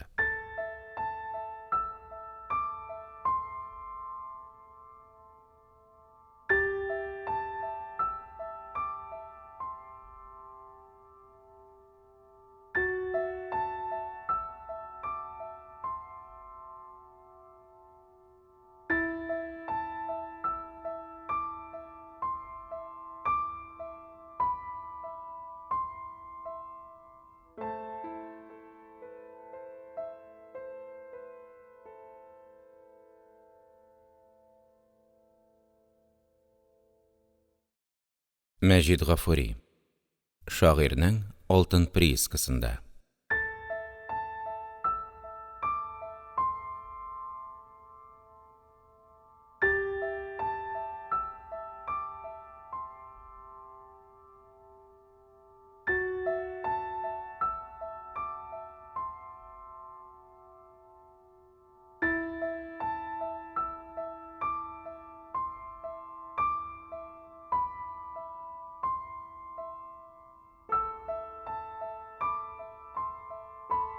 Дүртенче бүлек. Приискада эшләр барган сайын кайный. Әллә кайдагы заводлардан эшләнеп килгән очлы кәйләләр җир астын ашап алга баралар. Миллиард еллар буенча тыныч яткан ташлар, балчыклар өскә чыгарылып юылалар да, алтыннары алынып, кайдадыр җибәрелә баралар. Кәйләләрнең очлары ашалып тупласланалар да, контор аша яңадан тимерлеккә җибәреләләр. Эшчеләр ташларны ватып, тимерләрне ашалдырып, үзләренең эшләрен дәвам иттерәләр. Аларның каннары әкренләп кибә, итләре күзгә күренми ашала, сөякләре сызлый. Аларның берәрсе авыр эшкә яраксызланса, ул эшче алтыннары юылып алынган песок кебек читкә ташлана. Аларның кайберәүләре өсләренә җимерелеп төшкән балчыклар астында калып үләләр. Шулай авырып, эштән чыгып читкә ташланган яки җир астында калып үлгән эшчеләр урынына эш эзләп яңа кешеләр, яңа көчләр килеп, аларның эшләрен шул ук урыннан башлап алып китәләр. Әллә ничә урында, әллә ничә шахтада эшләр туктаусыз бара. Җир астында тыныч яткан алтын песогы катлавы актарылып, өскә чыгарыла. Эшчеләр тукран кебек очлы кәйләләре белән чукый-чукый, без эшли торган шахтаны да бер-ике ай эчендә кола-яланга әйләндерделәр. Хәзер өстендәге җир җимерелеп төшүдән саклык өчен тик анда-монда гына зур пичләр юанлыгында казылмаган җирләр белән чиксез күп терәүләр тезелешеп калдылар. Эш бу хәлгә килгәч, шахтада эшләү яхшы ук куркынычка әйләнеп, һәрвакыт аның җимерелү ихтималы турында сөйләнә башланды. Әллә ничә еллар шахтада эшләп, җир асты кешесенә әйләнеп беткән Сибгать бабай да хәзер бу шахтада эшләүнең куркынычка әйләнүен еш-еш кына телгә алып, бу шахтаның гомере күпкә бармас, озакламый басылып төшәр. Тик монда эш барган вакытта гына андый-мондый булып куймасын иде. Бер вакыт шулай, приискасында эшләгәндә шахта җимерелеп, әллә ничаклы кеше һәлак булды. Белеп булмый тагы, кайбер җир тиз генә убылучан булмый. Ташланган шахталарда байтак вакытлар җимерелми торалар. Шулай да хәзер сак булган яхшы. Шахталар бер вакытта да үзләренең җимерелүләрен алдан әйтеп тормыйлар дигән сүзләрне ычкындырырга кереште. Башка эшчеләр дә үз араларында һәм Штейгерга шахтага төшкән вакытларда хәзер бу шахталарда эшләүнең куркынычлыгын, тиздән җимерелеп төшү ихтималы барлыгын сөйли башладылар. Ләкин Штейгер забойщикларның бу сүзләренә каршы: «Нигә җимерелсен ди әле ул? Бу җирнең почвасын, катламнарын без сездән яхшы беләбез. Монда комсу җир түгел, сез юкка куркасыз, куркаклар», дип көлеп кенә җавап бирә иде. «Әсең җимерелсә нишләрбез? Без бит ул чакта зур таш өстендә торган зур йомырканы икенче бер зур таш белән бәргән кебек сытылып калачакбыз». «Калмассыз, сез бит тавык йомыркасы түгел. Сезнең җаннарыгыз бар. Рәзе забой җимерелүеннән куркып, шундый бай урынны эшләп бетерми ташлап чыгарга ярый. Менә тиздән икенче шурфлар өлгерәләр. Озакламый шунда күчәрсез». «Алар өлгергәнче без үлем көтеп яшәргә дигәнмени? Әнә күрше шахтада эшләр урыннар күп бит.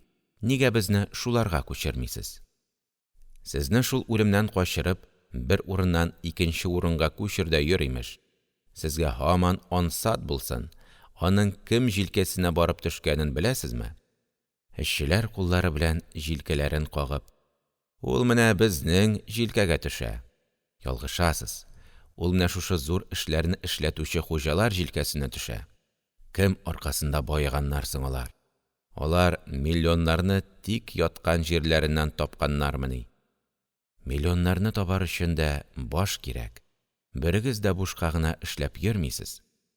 Әллә инде безне бушка эшләтер идегезме, акыллы башлар?» «Бер миңа гына әйтмәгез. Монда бер мин генә түгел, әнә управляющийлар бар. Барыгыз да шуның белән сөйләшегез. Син шулай һәрвакыт эт-эткә, эт койрыкка юлы белән барасың. Оренбургка барып, байларның үзләрен күреп сөйләшергә кушмыйсыңмы тагын?» «Как минет? Абайлап сөйләшегез. Алай бик эшлисегез килми икән, сезне беркем дә көчләп эшләтми, дүрт ягыгыз кыйбла». «Без синнән кыйбла сорап тормыйбыз. Раз монда эшләү опасно икән, ташларга кирәк». «Ташлар вакытны правление сездән сорап тормас». Штейгер белән эшчеләр арасында һәрвакыт шундый талашлар булып тора. Ләкин шахтада эшләүне һаман туктатмыйлар. Кайберәүләр бу шахтада эшләүдән бөтенләй баш тарталар. Эштән баш тартучы эшчеләргә бу приискада икенче бер эш бирелмәгәнгә күрә, алар талашып, расчет алалар да икенче приискаларга китәләр. Берничә көннәргә сузылган талашлы һәм эшчеләр өчен соң дәрәҗәдә куркынычлы булган бу мәсьәлә табигатьнең үзе тарафыннан чишелде. Бер көн иртән эшчеләр эшкә китәргә җыенганда, беренче номерлы шахтаның җимерелүен хәбәр иттеләр. Шахта беркемнән дә сорап тормаган. Меңәрләгән терәүләргә карамый, аларны йомычкага әйләндереп убылган да төшкән. Аның төнлә белән эшчеләр юк вакытта җимерелүе анда эшләүчеләр өчен шатлыклы бәйрәм булды. Һәркемнең авызында: «Ярый әле безнең бәхеткә каршы төнлә белән җимерелгән.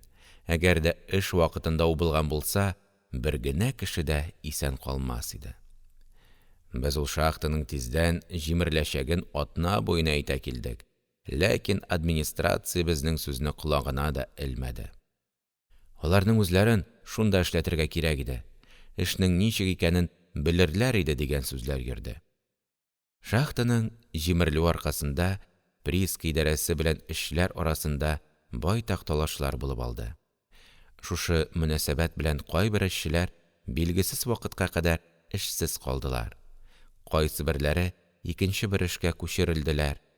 Кайбер телләре бик озын кешеләргә, мондый кечкенә мәсьәләне зурайтып йөрүчеләргә бөтенләй эш бирелмәгәнгә күрә, алар бу приискага кул селтәп икенче җирләргә чыгып киттеләр.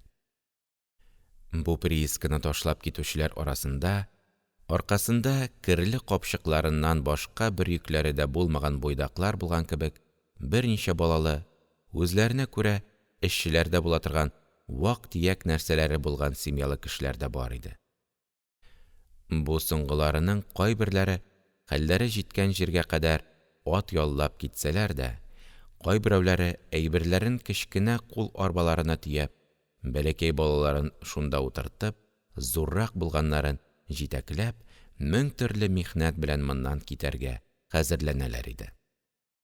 Шулай китүче эшчеләрнең йөзләре ачулы, балаларының күзләре яшьле, хатыннарының битләре моңлы булып, аларны карап тору күңелгә соң дәрәҗәдә авыр тәэсир бирә иде. Бу приискада калучылар китүче иптәшләренә карап: «Сез барган җирдә эшләр шәп булса, хат җибәрегез, без дә барырбыз» дигән теләкләрен белдерәләр. Китүчеләр: «Ярый, бик ярый. Тик бит әле безнең кайда баруыбыз, анда баргач, эш булу-булмау билгесез» дип, үзләренең киләчәкләре турында бер нәрсә дә белмәүләрен әйтәләр иде. Китүчеләр бер төркем булып, приискадан кырга таба күтәрелгән юл белән әкренләп кенә алга киттеләр. Алар бик әкрен баралар, нигәдер еш-еш тукталып, бәләкәй арбаларын рәтлиләр, шуннан тагын да кузгалып, алга җилышалар иде. Нәкъ шул вакытта биек кырның өстеннән кыңгырау тавышлары ишетелде. Шуның белән бергә өчәр ат җиккән 3-4 повозканың пыр туздырып приискага таба килүләре күренде. Эш эзләп китүчеләр төркеме аларга юл бирер өчен чак-чак төрле якка таралып өлгерделәр. Бер-берсен таптардай булып килгән тройкаларның туп-туры приискага килгәнен күргән эшчеләрнең: «Байлар киләләр. Ну да соң үзләре дә йөри беләләр. Аларның атлары да бит солы өстендә генә торалар. Алар кебек кесәңә туктаусыз алтын агып торса, без дә шулай йөрер идек. Шакир абзый белән Закир абзый икәүсе дә хатын, балалары белән киләләр ахры» дип сөйләгән сүзләреннән мин ул килүчеләрнең приисканың хуҗалары икәнлекләрен аңладым. Ул тройкалар пыр туздырып, теге кыш көне буш тора торган яшел түбәле йортларның капкасыннан кереп киттеләр. Эш эзләп китүчеләр төркеме бәләкәй арбаларын юлга төшереп, артларына карый-карый күздән югалдылар. Минем белән рәттән торып карап торган Сибгать бабай бик авыр сулады да: «Шулай, – диде, – шулай. Шахта җимерелү аркасында күптән эшләп килгән эшчеләрнең байтагы эшсез калганда, стажлы эшчеләр кул астында эшләгән минем кебек яшь кешенең эшсез калуы бик мәгълүм һәм табигый иде. Миңа да берничә көн эшсез калырга туры килде. Ләкин эшсез калу миңа авыр булып сизелмәде, чөнки мин ялгыз. Минем акча табуымны, азык алып кайтуымны көтеп торган 2-3 көн эшсез тору белән генә ач калачак семьям юк. Семьялы кешеләр өчен эшсезлекнең авырлыгы бик тиз сизелә. Ата-аналарының җим китергәнен көтеп, авызларын ачып торган сыерчык балаларына охшаган балалары байның шахтасы җимерелү белән дә, эшсезлек мәсьәләсе белән дә исәпләшеп тормыйлар. Аларга бүген табып, бүген ашатырга кирәк. 3-4 көн эшсез йөргәннән соң, миңа да эш табылды. Мин Вашгердта алтын песогы юучыларга су тартып тору эшенә ялландым. Мин өй түбәсеннән су агар өчен куелган тимер труба җуанлыгы озын тимер трубадан су тартып чыгарып торам. Шул суда 2 кеше көрәк белән алтын комын юалар. Су тартып тору комны юуга караганда авыррак булганга күрә, бу эштә күбрәк ирләр була. Хатын-кызлар юалар. Буа буйлап тезелеп киткән шундый вашгердлар берничә дистәләргә тулалар. Бу эш үзе яхшы ук авыр булса да, бердән җир өстендә булганга, икенчедән күп кешеләр, шулар арасында хатын-кызлар да эшләгәнгә күрә, җиңел төсле күренә. Монда эш кайный, шуңа күрә күңелле. Эш бик каты каравыл астында бара. Нарядчиклар Вашгерд иләгеннән юылган песоклардан күзләрен алмый, эшчеләрнең хәрәкәтләрен күзәтеп кенә торалар. Күрәсең, алар песок арасыннан самородка килеп чыгар да, эшчеләр алырлар, Вашгердка алтын бөртекләрен җыяр өчен төркемеш тирәсенә җыелган алтыннарны эләктерерләр дип курка торганнардыр. Аларда эшчеләргә ышанмаучылык бик көчле. Шуның өстенә йөзләре чытык, үзләрен бик югары тоталар. Шулай да монда хатын-кызлар күңелле. Алар үзләренең күп эшләп аруларына карамастан, эш араларында җырлау, бер-берсе хәтта ирләр белән уйнаудан ялыкмыйлар. Эшләрнең барышын карау, айрым хәл җыярга туктаган вакытлардан башка вакытларны эшчеләрне 1 минутта тик тотмыйча эшләтү нарядчикларның бурычлары. Байлар килгәннән соң, бу контрольлек тагы да көчәйде. Шулай ныклы контроль астында эш кайный. Менә бүген шулай эш кайнап торганда, байлар килә диделәр. Без башыбызны күтәреп караганда, теге яшел түбәле өйләр ягыннан байлар белән управляющийлар әкренләп кенә без эшләгән җиргә таба киләләр иде. Алар безгә якынлашкан саен, нарядчикның йөзе үзгәрә башлады. Эшчеләргә күзләре белән боерык биргәндәй булып, төрмә каравыллаган борынгы солдатларча Вашгердлар тирәсендә әрле-бирле йөрергә кереште. Ул үзенең эчке тойгысын, байларга ярарга тырышуын үзенең эчендә генә саклап тора алмады. Байлар килгәндә, кулларыгыз эштә булсын. Алар сезне күрер өчен түгел, мондагы эшнең порядкасын карарга киләләр дип боерык бирде. Һәм юар өчен Вашгердлар янына китерелеп түгелгән алтын песокларын шунда ук бер җиргә өйдереп куйдырды. Эшчеләр туктаусыз рәвештә аерым бер кызулык белән эшкә керештеләр. Байлар буаның теге башыннан башлап, һәрбер Вашгерд янында бераз туктап, управляющийлар белән нәрсә турындадыр сөйләшеп бераз торганнан соң, әкренләп алга атладылар.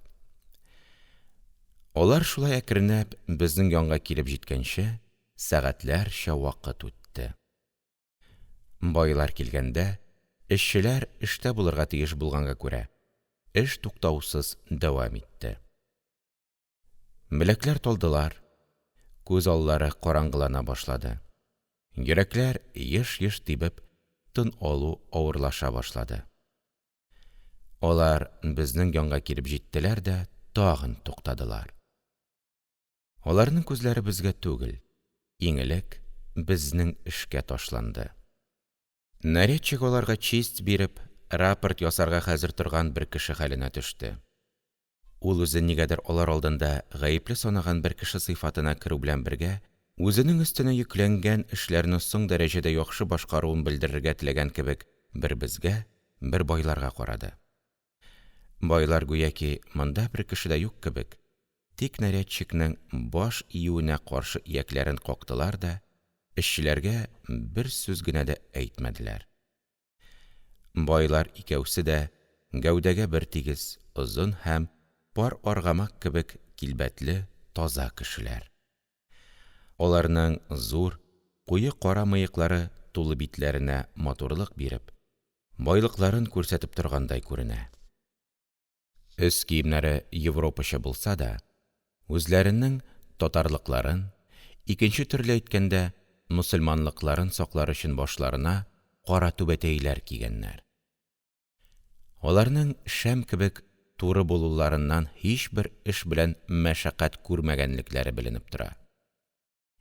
Эшчеләргә алар алдында эштән туктарга ярамаганга күрә, эш гадәткә караганда да кызурак бара. Тимер иләк өстендәге вак таш катыш балчыклар юылып читкә ташланалар. Алар үзләрен бик җитди һәм эре тоталар. Йөзләрендә көләчлек яки хәлдән таеп барган хатын-кызларның битләреннән агып төшкән тирләрен күреп, аларны кызгану хисе һәм авыр хәлдә икәнлекләрен аңлап, эштән туктатып тору теләге күренми. Алар алдында эшчеләр үзләрен ниндидер бер куркыныч нәрсәләр алдында торган кебек хис итеп, үзләрен байларга бурычлы һәм шул бурычны үтәргә тиеш төсле аерым бер кызулык белән эшлиләр. Күңелләр аларның тизрәк китүләрен, сәгатьләр буенча һич туктаусыз эшләп барган беләкләрен ял иттерүне көтәләр. Ләкин алар эшчеләрнең, бигрәк тә хатын-кызларның аяктан егылырлык булып аруларын сизмиләр, яки сизсәләр дә, алар белән исәпләшергә кирәк тапмыйлардыр ахры. Шул арада теге яшел түбәле өйләр ягыннан җәйнең эссе көненә карап киенгән, чәчәкләрдән чәчәкләргә очып йөргән күбәләкләр кебек 8-10 яшьләрендә ике кыз йөгереп килделәр. Аларны күрү белән байларның йөзләре көләчләнде. Алар килү белән назланып һәм иркәлек күрсәтеп, әтиләренең итәкләренә сарылдылар. Аларның әтисе аркаларыннан сөеп, кызыл ефәк тасма белән бант ясалган чәчләреннән сыйпады да: «Былбылларым, шулай балчык арасында йөрергә ярыймыни? Башыгызга эссе кабар бит. Монда нигә килдегез?» диде. «Әннәләр сезне көтәләр. Ярый, хәзер». Шул кызлар килгәннән соң гына байларның берсе түш кесәсеннән алтын сәгатен алып карады һәм үзенең туганына нәрсәдер әйтте. Шуннан соң гына алар әкренләп алга киттеләр. Алар киткәч, эшләүчеләрнең өсләреннән авыр йөк төшкән кебек булып калды. Һәм алар ераклаша төшү белән һәркем эштән туктап, әрле-бирле селкеп, талган кулларын яздылар. Һәркем шунда ук хәл җыярга утырды. Тәмәке тартучылар махорка кәгазьләрен төрә башладылар. Хәл җыю арасында сүз байлар хакында булды. Эшчеләрдән берәү: «Менә күрдегезме? Безнең байлар шулар инде», дип сүз башлады. Һәм аларның басып торган урыннарын кулы белән төртеп күрсәтеп: «Менә шунда торганы, теге алтын сәгатен алып караганы Закир исемле аның. Ә тегесе, теге балаларны сөйгәне Шакир абзый». Икенче бер эшче: «Ну, үзләрен эре күрәләр дә икән соң. Мин мондый гөрбиян кешеләрне күргәнем юк. Без Иванов руднигында эшләгәндә, хуҗа килсә, һич булмаса башын иеп исәнләшә торган иде. Ә болар безне бар дип тә белмәделәр. Ачуыңнан шартларсың. Синең шартлавыңа аларның исләре китәр дип беләсеңме әллә? Үткән ел Вәли абзыйны балчык басып үтерде. Алар аңа «әдә» димәделәр. Җиңги ике баласын ияртеп бер нәрсәсез 300 чакрым җиргә җәяү кайтып китте. Аларның күңелләрендә миһербан булса, шуны кызганып ярдәм итәрләр иде. Шундыйларны уйласаң, чорт вәзми, йөрәк әллә нишләп китә. Ул шул сүзләрне әйтте дә, кулындагы тәмәке төпчеген җиргә атып бәрде.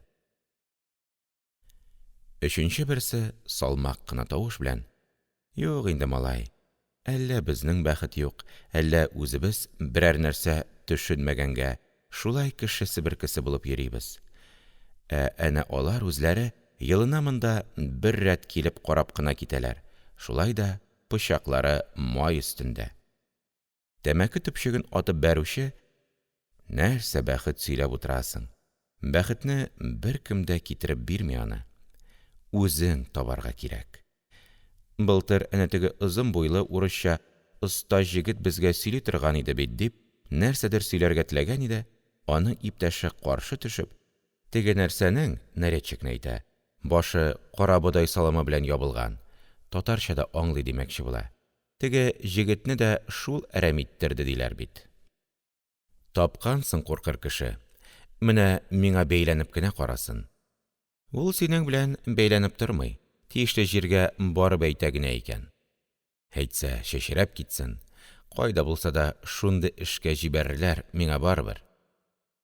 Сүз шунда җиткәндә, нарядчик сәгатен карап: «Ну, җегетләр, сүз бетмәс, әйдәгез эшкә», – дип, ачулы тавыш белән әмер бирде һәм, кайберәүләрнең эшкә башламый торуларын күргәч: «Я, нәрсә тагын? Аркагызга таш аскан кебек кузгалмый торасыз.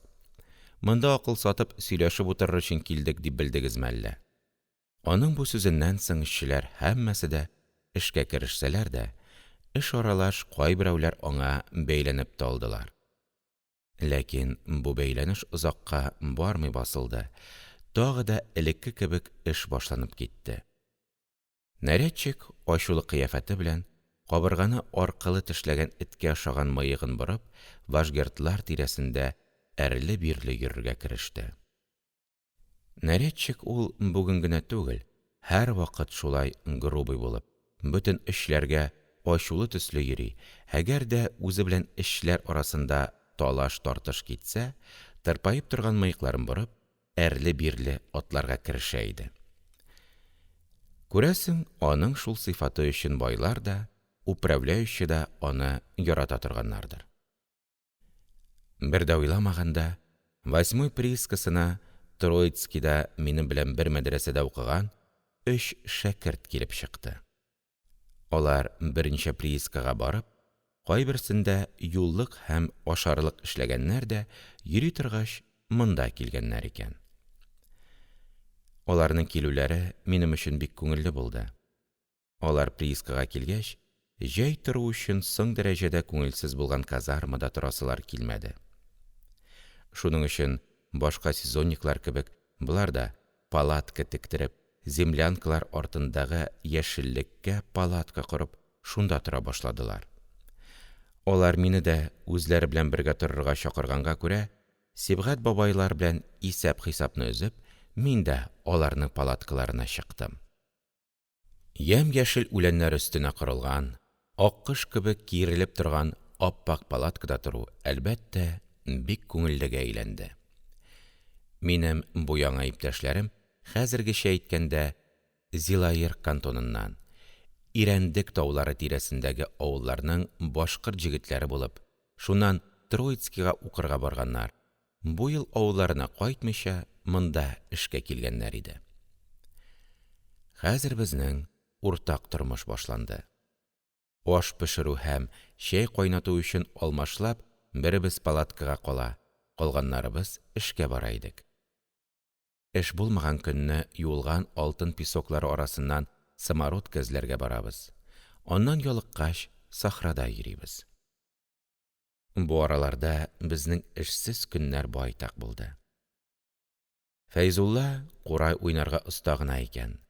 Ул тик торуның күңелсезлеген каплар өчен каяндыр курай табып алып кайтты. Ул үзенең өске ирене белән курайның башын ябып, иренен калтырата-калтырата уйный. Шакир ирәндек көен вә башкаларны җырлап аңа кушыла. Без аларның курай уйнап җырлауларын тирән уйга калып тыңлый идек. Курай, җыр безнең палатка тирәсен җанландырып җибәрде.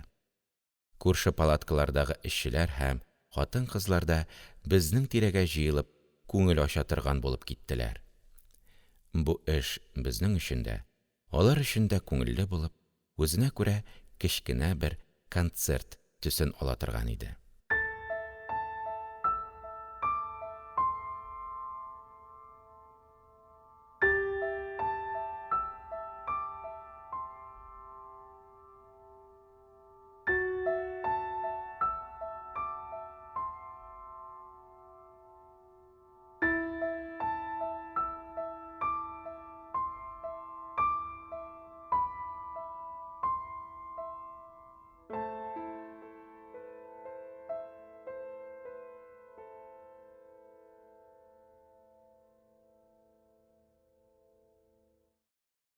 Мәҗит Гафури. Шагыйрьнең алтын приискасында.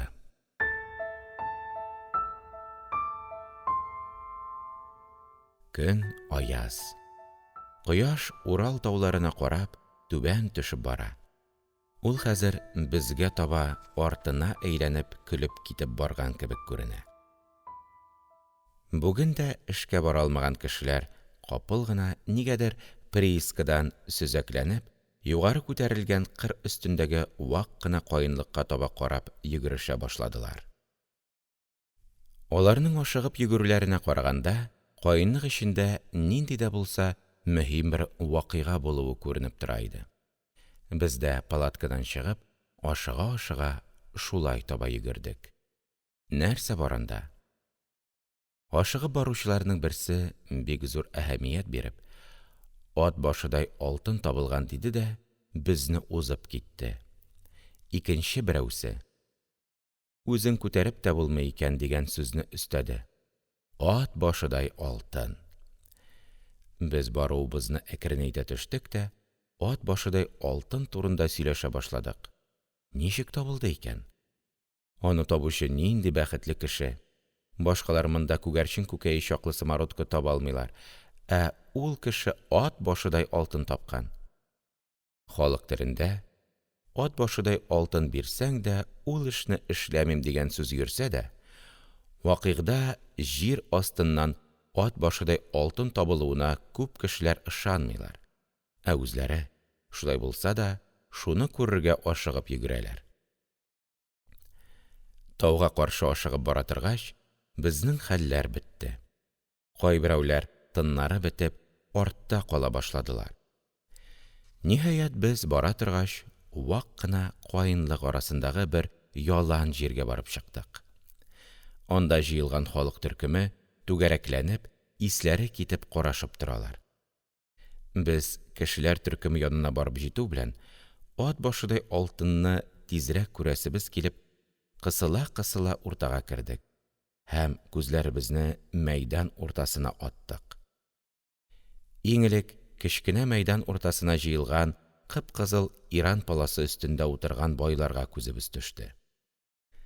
Ни күзебез белән күрик, чынлап та, байларның алдында ат башы чаклы кызгылт һәм кытыршы бер таш.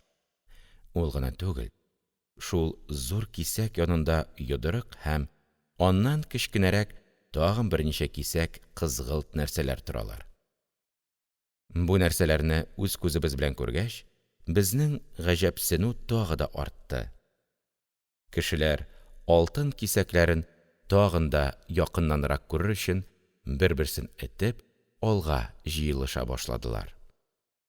Ләкин шунда канауга куелган стражник кешеләрне читкә куарга кереште. Кешеләр артка чиктеләр. Безнең күзләр һаман да алтын кисәкләрендә. Аларның иң зурысы чынлап та ат башы чамасында булса да, ул саф алтын булмый, тимер рудасы кебек кызгылт тузанга манчылган таш белән аралаш булып, шул ташның арасыннан йөргән бармак юанлыгы алтын тамырлары күренеп торалар иде. Кечкенә кисәкләрдә дә алтын шулай ук кызгылт таш белән аралашкан. Бу ат башыдай алтын үзенең кечкенә балалары кебек булган бәләкәй алтын кисәкләре белән 3 чирек чамасында гына тирәнлектән чирәм астыннан чыккан икән. Ат башыдай алтынны табучы Урал ягыннан килгән башкорт агае. Ул һаман байлар һәм стражник карамагы астында шул тирәне казый. Хәзер ул үзенең аруын да, ашау-эчүен дә оныткан төсле күренә. Кем белә, ул үзенең шундый зур хәзинә табуы шатлыгы белән эченнән әллә нәрсәләр уйлый торгандыр. Ул шулай ашыгып, бөтен көчен биреп казый. Аның маңлаеннан агып төшкән тирләре тузанга манчылган йөзендә эз калдырып, түбән агып төшкәннәр.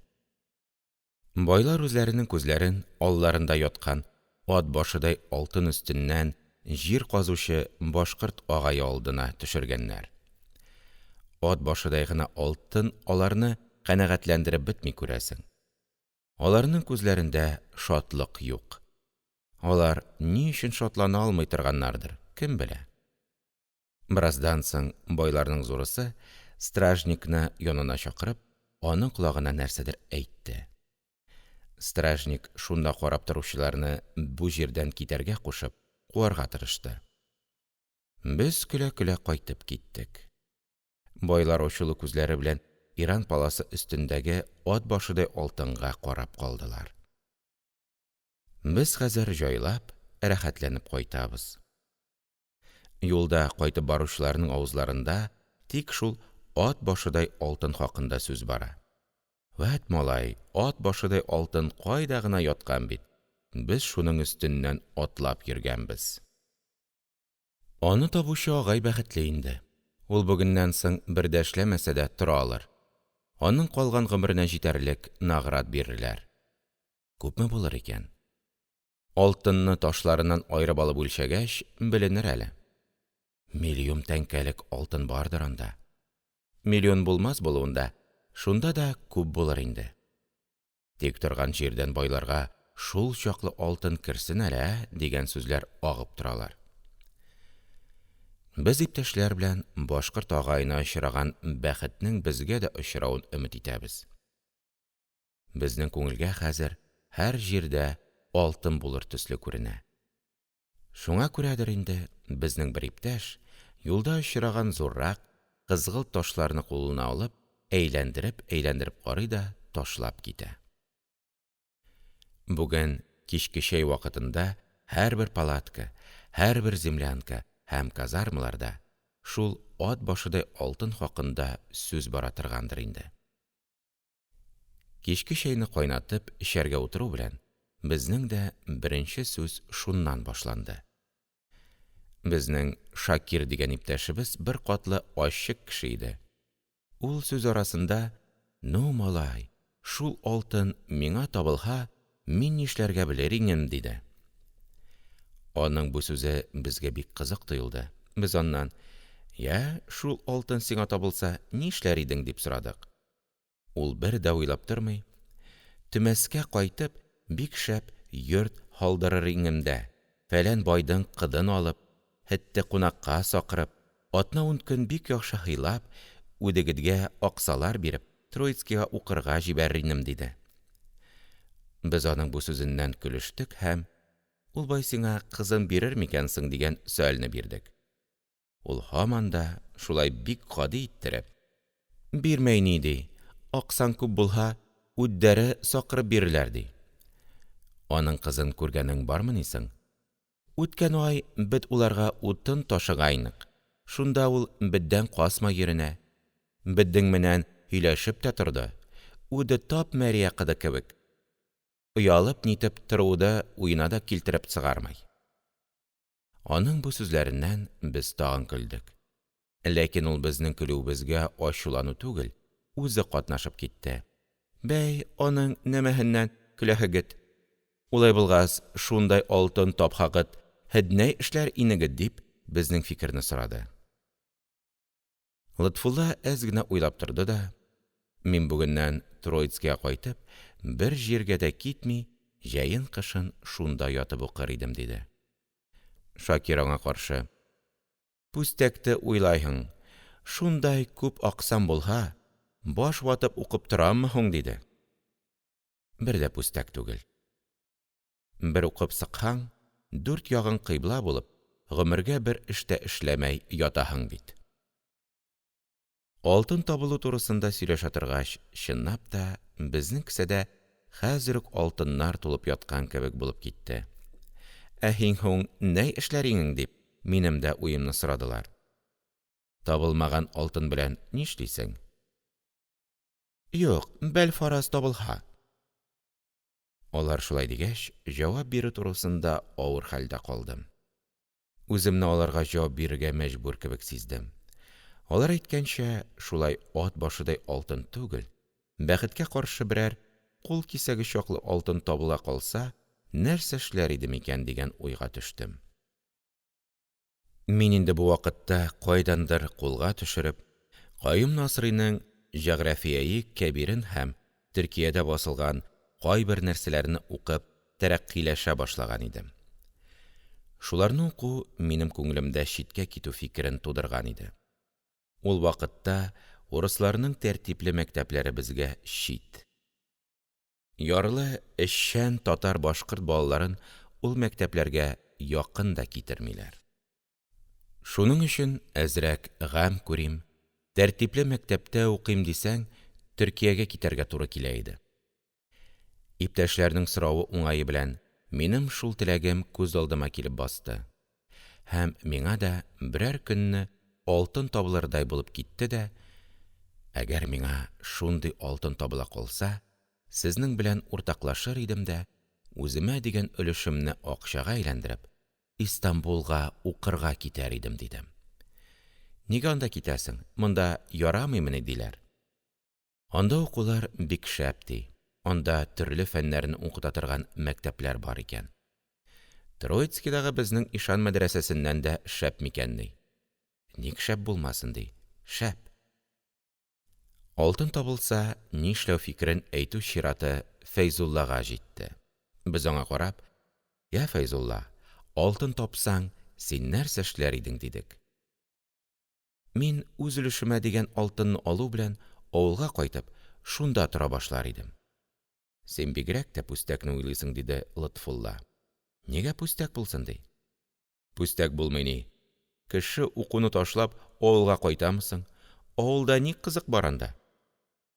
Ат башыдай алтын таба алсак, үзебезнең нишләргә теләгән фикеребезне яклап, бик озак сөйләшкәннән соң гына ак палатка астына йокларга киткәнбез. Иртән торуга, кичә безнең сөйләгән хыялларыбыз күңелләребездән юылып алынып ташланган бер хәлдә эшкә киттек. Эш арасында һаман шул ат башыдай алтын турында сүз бара иде. Эшчеләр арасында кичә табылган алтыннарны ташлардан аерып үлчәгәч, бер путта 35 кадак саф алтын чыгуы сөйләнә. Бу эшкә һаман да һәркем хәйран кала иде. Алтынның бер путта 35 кадак икәнен ишетү белән һәркем бер-берсеннән: «Ә аны тапкан башкорт агайга күпме, ничә мең тәңкә награт бирделәр икән соң?» – дип сораша башладылар. 100 тәңкә награт биргәннәр икән хәбәре шунда ук таралып өлгерде. Булганы 100 тәңкәме? Әйе, 100. Мин ул агайны күрдем, аның үзенең авызыннан ишеттем. Әз, бик әз. Ат башыдай алтын табып биргән бер кешегә 100 тәңкә награтмыни ул? Һич булмаса, берәр 1000 сум бирергә кирәк иде. Башкорт агайга 100 генә тәңкә награт бирелүенә һәркемнең эче пошты. Һәркем байларның жадный комсызлыкларына аптырашка калды. Ятсызлар, алай иткәнче лутчы бирмәскә кирәк иде. Башкорт агай аны алмаска, үзләренең йөзләренә бәреп китәргә кирәк иде. Алмасаң, байларның исләре китәр дип беләсеңме әллә? Әйдә алсын, дуңгыздан бер кыл дип, эшчеләрчә сүгенеп тә алдылар. Без кичен эштән кайткач, тагын шул алтын турында сүз башладык һәм акчага әйләндергәндә күпме булачагын исәпләргә керештек. Иң элек Лотфулла бармаклары белән санап, мыскалы 5 тәңкәдән 1 мыскалы 5 тәңкә, 10 мыскалы 100 тәңкә. Вәт дурак, 10 мыскал 100 тәңкә булсын ди, 50 сум диң. Ну, 50 тәңкә булсын. Бер кадакта ничә мыскал була әле? 94. Юк, 96 мыскал була. Ну, шома белән әйткәндә 100 мыскал булсын ди. 100 мыскал алтын 5 тәңкәдән 500 тәңкә була. Вәт кайда китә ул? Бераз санагач та, безнең бармакларның саны бетте. Акчаның саны бик күпкә китә башлады. Җепнең өчен югалттык, соннарны саташтыра башладык. Шакир бик озак уйлап торганнан соң: 10 мең тәңкә 1 миллион була түгелме? Диде. Безнең кайсыларыбыз аңа каршы: юк, 1000 җирдә 1001 миллион була, диде. Сонның болай күпкә китүе безнең башларыбызны тагын да ныграк әйләндерде. Безнең кара хисапка караганда, ат башыдай алтын бер исәпләгәндә әллә ничә миллионга китте. Ничек тә ул акчаларның күплеген безнең башлар сыйдыра алмады. Шуның өчен исәпләүне ташладык. Лотфулла башын селкеп: «Вәтәй, байлар тик торганда, теге агай аларга нинди зур хәзинә табып бирде. Ә аның үзенә булганы 100 сум биргәннәр», диде. Тик торганда ул да ярый инде. Нигә тик торсын ул? Җирне казып, алтынны табучы ул бит. Ә җир кемнеке? Байларныкы. Ырымбурда торган байларга кайдан килсен ди ул җир? Чынлап та, җир кемнеке? Без ул вакытта үзебезнең бу сөалебезгә җавап бирә алмадык. Чөнки җир мәсьәләсе һәм социализм хакында беребез дә бер нәрсә дә белми һәм бер китап та укымаган идек. Шуның өчен җир кемнеке сөале җавапсыз калды. Соңгы 10-15 көн эчендә без приискадан 1 чакрым чамасы болынлыкта, тугайсымак җирдә, дүртебез бергә разведкада йөрдек. Аршыны 20 тиен көмештән җир астына туп-туры түгәрәк тишек, шурф казып төшәбез. Гадәттә, алтын була торган балчык катламына җиткәч, 1-2 бадьян балчыкны юып карыйбыз. Бу эшләр, әлбәттә, штейгер карамагында эшләнә. Кайсы җирдә ничә доля алтын бөртеге чыга яки бер дә чыкмый, шуңа карап, шул урынга багана утыртып, билге куеп китәбез. Соңыннан ул җирдә алтын казыту файдалымы, түгелме, аны байлар үзләре беләләр. Безнең анда эшебез юк. Ләкин бу разведка эше безнең өчен шәп кәсеп булып төште. Һәр көн кеше башына берәр тәңкә төшереп кенә торабыз. 1 тәңкә, бу әз акча түгел дибез.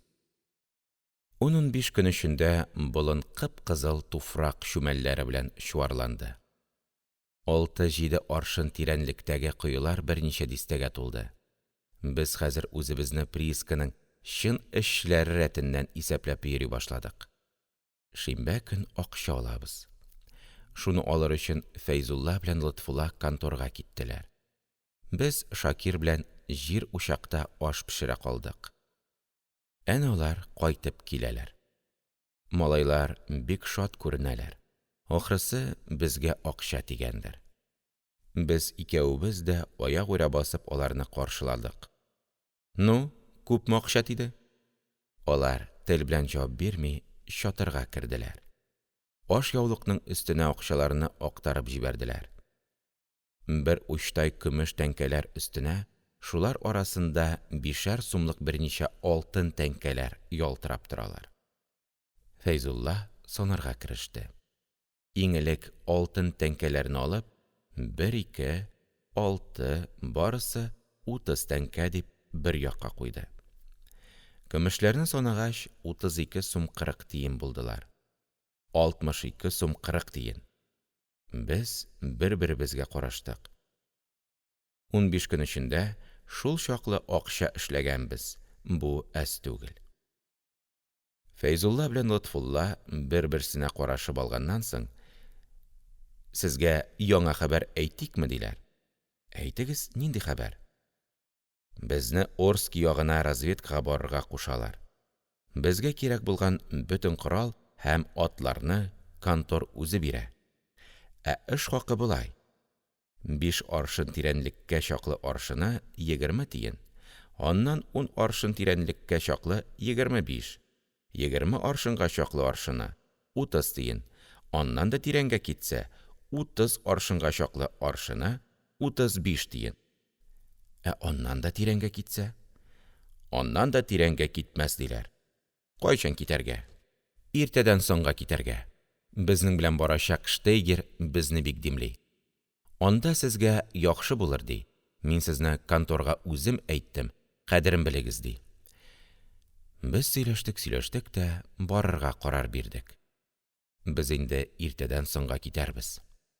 Иртәнгесен без эшкә бармый, үзебез белән алып китәчәк әйберләрне, арбаларны һәм коралларны кабул итү белән көн үткәрдек. Безнең сәфәр кирәк-яраклары әзерләнеп бетте. Йөрәкләр нигәдер тибәләр. Кич белән мин Семьялылар казармасына Сибгать һәм Сәлим бабайлар белән күрешеп китәргә бардым. Мин казармага барып керүгә, аның Сәлим бабайлар тора торган як башында байтак кешеләр җыелышып, нәрсә өчендер аптырашта торалар һәм кемнедер кызганып сөйләшәләр иде. Мин туры шул кешеләр янына бардым. Сәлим бабайның хатыны мине күрү белән: «Абзаң имгәнде бит», – диде дә күзләрен яшьләндерде. «Ничек? Кайда имгәнгән?» Ул яшьле күзләрен яулык очы белән сөртеп: «Яңлышлык белән югарыдан агач төшеп, шуның бер башы аның кул башына килеп бәрелгән.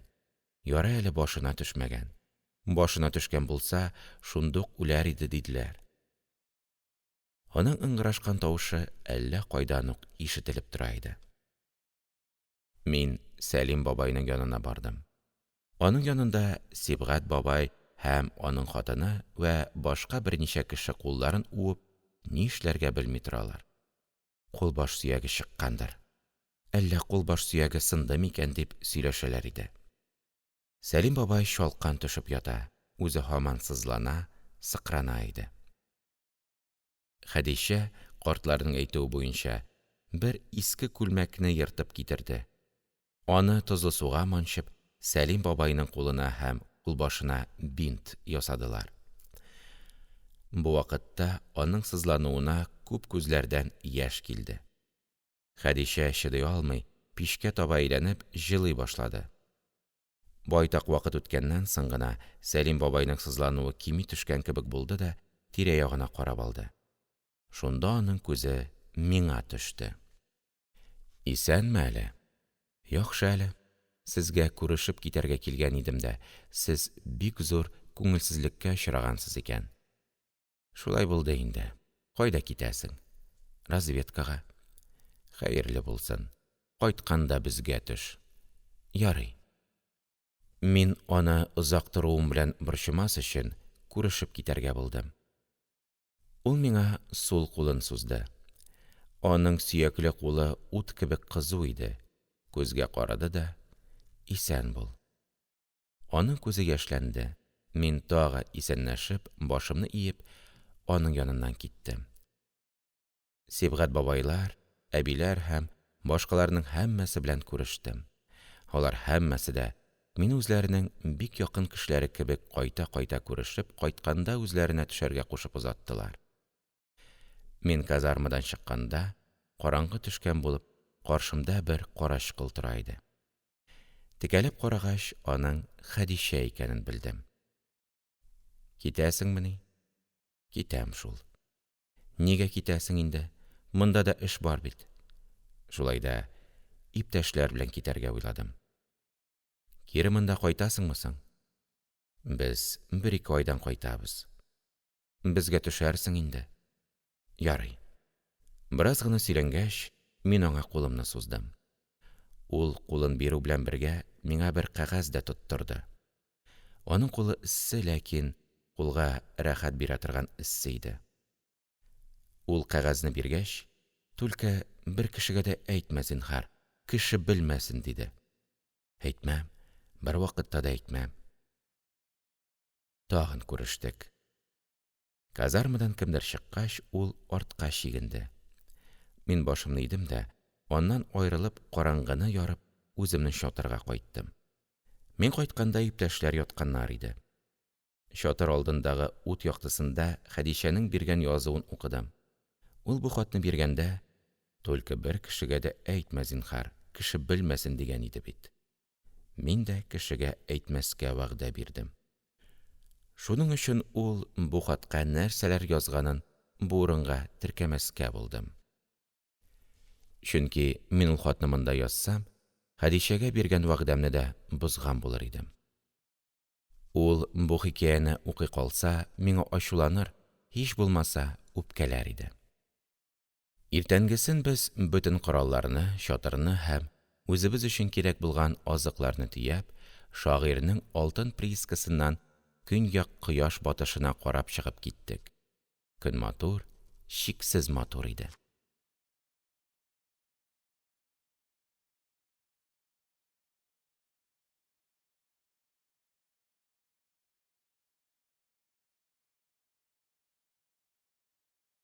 Прииска кернәп артта калды.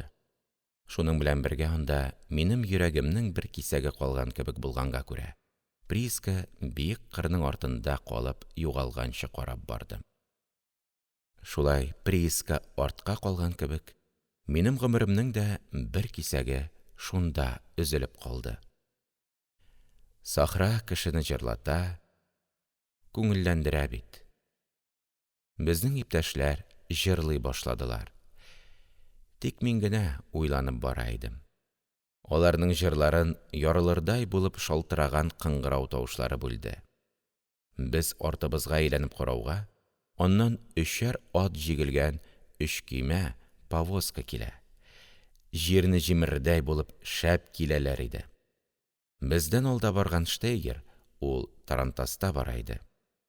Көймәле кешеләрне күрү белән, башлап үзе юлдан чыкты да, безне дә юлдан чыгарга кушты. Без юлдан чыгып та өлгермәдек, көймәләр безнең яныбыздан үтеп киттеләр. Штейгер аягүрә басып, аларга честь биреп калды. Ләкин алар ләм-ялтафит үттеләр. Көймәләрнең өсләре кайтарылып салынганга күрә, ул көймәләрдә кемнәрнең барын без ачык күрдек. Анда прииска хуҗалары һәм аларның хатыннары вә балалары иде. Без алай-болай юлга төшкәнче алар күздән яздылар. Тик тузаннары гына күренә башлады. Шунда Штейгер безгә карап: «Шакир, Закир Садыковичлар, алар Балкан приискасына баралар», – диде. Шулай Шакир, Закир Садыковичлар, үзләре дә йөри беләләр дә соң. Минем иптәшләр байлар турында Штейгер белән сөйләшәләр, ләкин мин аларның сүзләрен бер дә ишетмәгән кебек уйда барам. Күз алдымда прииска, казармалар, землянкалар, от башыдай алтын бергә эшләгән эшче иптәшләр, Сибгать бабайлар, Хәдичә, теге ямау ямап утырган хатыннар басып торалар. Сәлим бабайның кичәге сызланулары колак төбемдә яңгырап торгандай булалар. Бу яңгырау әллә яңа гына үткән кыңгыраулар тавышы, әллә Сәлим бабайның сызлану тавышы, мин аларны аера алмыйм. Еллар үттеләр. Приискада эшләгән көннәр артта калдылар. Тик андагы күренешләр, эшчеләрнең авыр тормышлары, аларның төрле һәлакәтләргә очраулары, ат башыдай алтыннар, Сәлим бабайның имгәнеп сызланулары, байларның кәеф сафада йөрүләре һаман да күз алдында торалар. Еллар үткәннән соң гына Дәртмәнд имзасы белән язылган шигырьләрнең иясе Закир әфәнде Рәмиев булып, аның шул ук приискаларның хуҗасы икәнен белдем. Без шагыйрьнең алтын приискасында эшләгәнбез икән. Теге меңәрләгән эшчеләр һәммәсе дә Дәртмәнднең хәзинәсен баетучылар булган икән. Ләкин ул үзенең шигырьләрендә бер вакытта да аларны искә алмый. Күрәсең, аның шәрык гыйшкы белән янган йөрәге алар өчен тибә алмаган. Ул һаман үз сыйныфы өчен генә яна. Янды Мәҗнүн, янды Фәрһад, бер янып ат алдылар. Мин гарип 1000 кат янып та яндыга саналмадым, ди. Ул аларның көчләреннән файдалануны шигъри калыпка сала. Әгәр илгә таратсаң бер хәзинә, бер акчадан төшәр һәр ибренә. Бер акчадан әгәр алсаң алардан, булыр һәр көндә хасил бер хәзинә, дип, алар арасында хәзинәләр ясауны үзенең фәлсәфәсе итеп ала. Ул үзенең дәүләтенә карап, Ходасына шөкер итә. Ни зур бу дәүләт, кем шөкер итәм шук, минем бер кемгә дә җәбер итәр көчем юк, ди, һәм эшчеләрне тиргә батырып эшләтүләрен җәбергә санамый. Ул үзенең аш пешерүчесенең каймак ашавыннан шикләнә.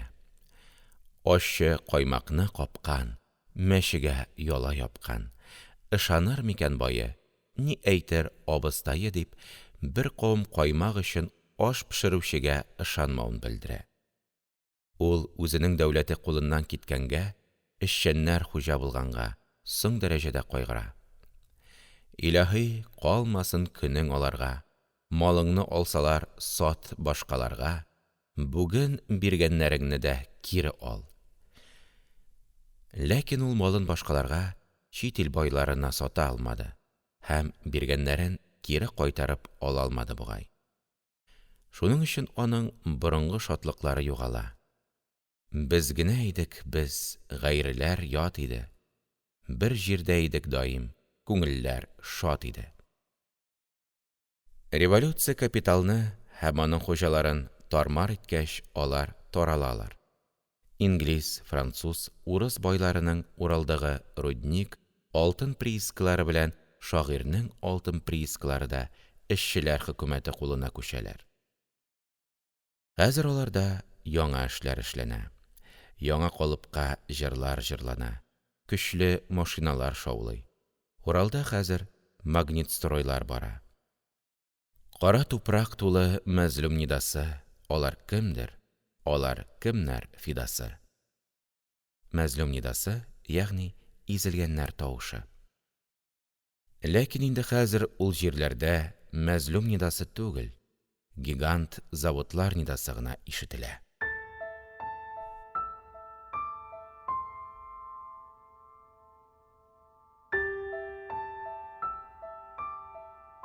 Әлеге һәм башка аудио китапларны tatkniga.ru сайтында бушка тыңлый һәм йөкләп ала аласыз.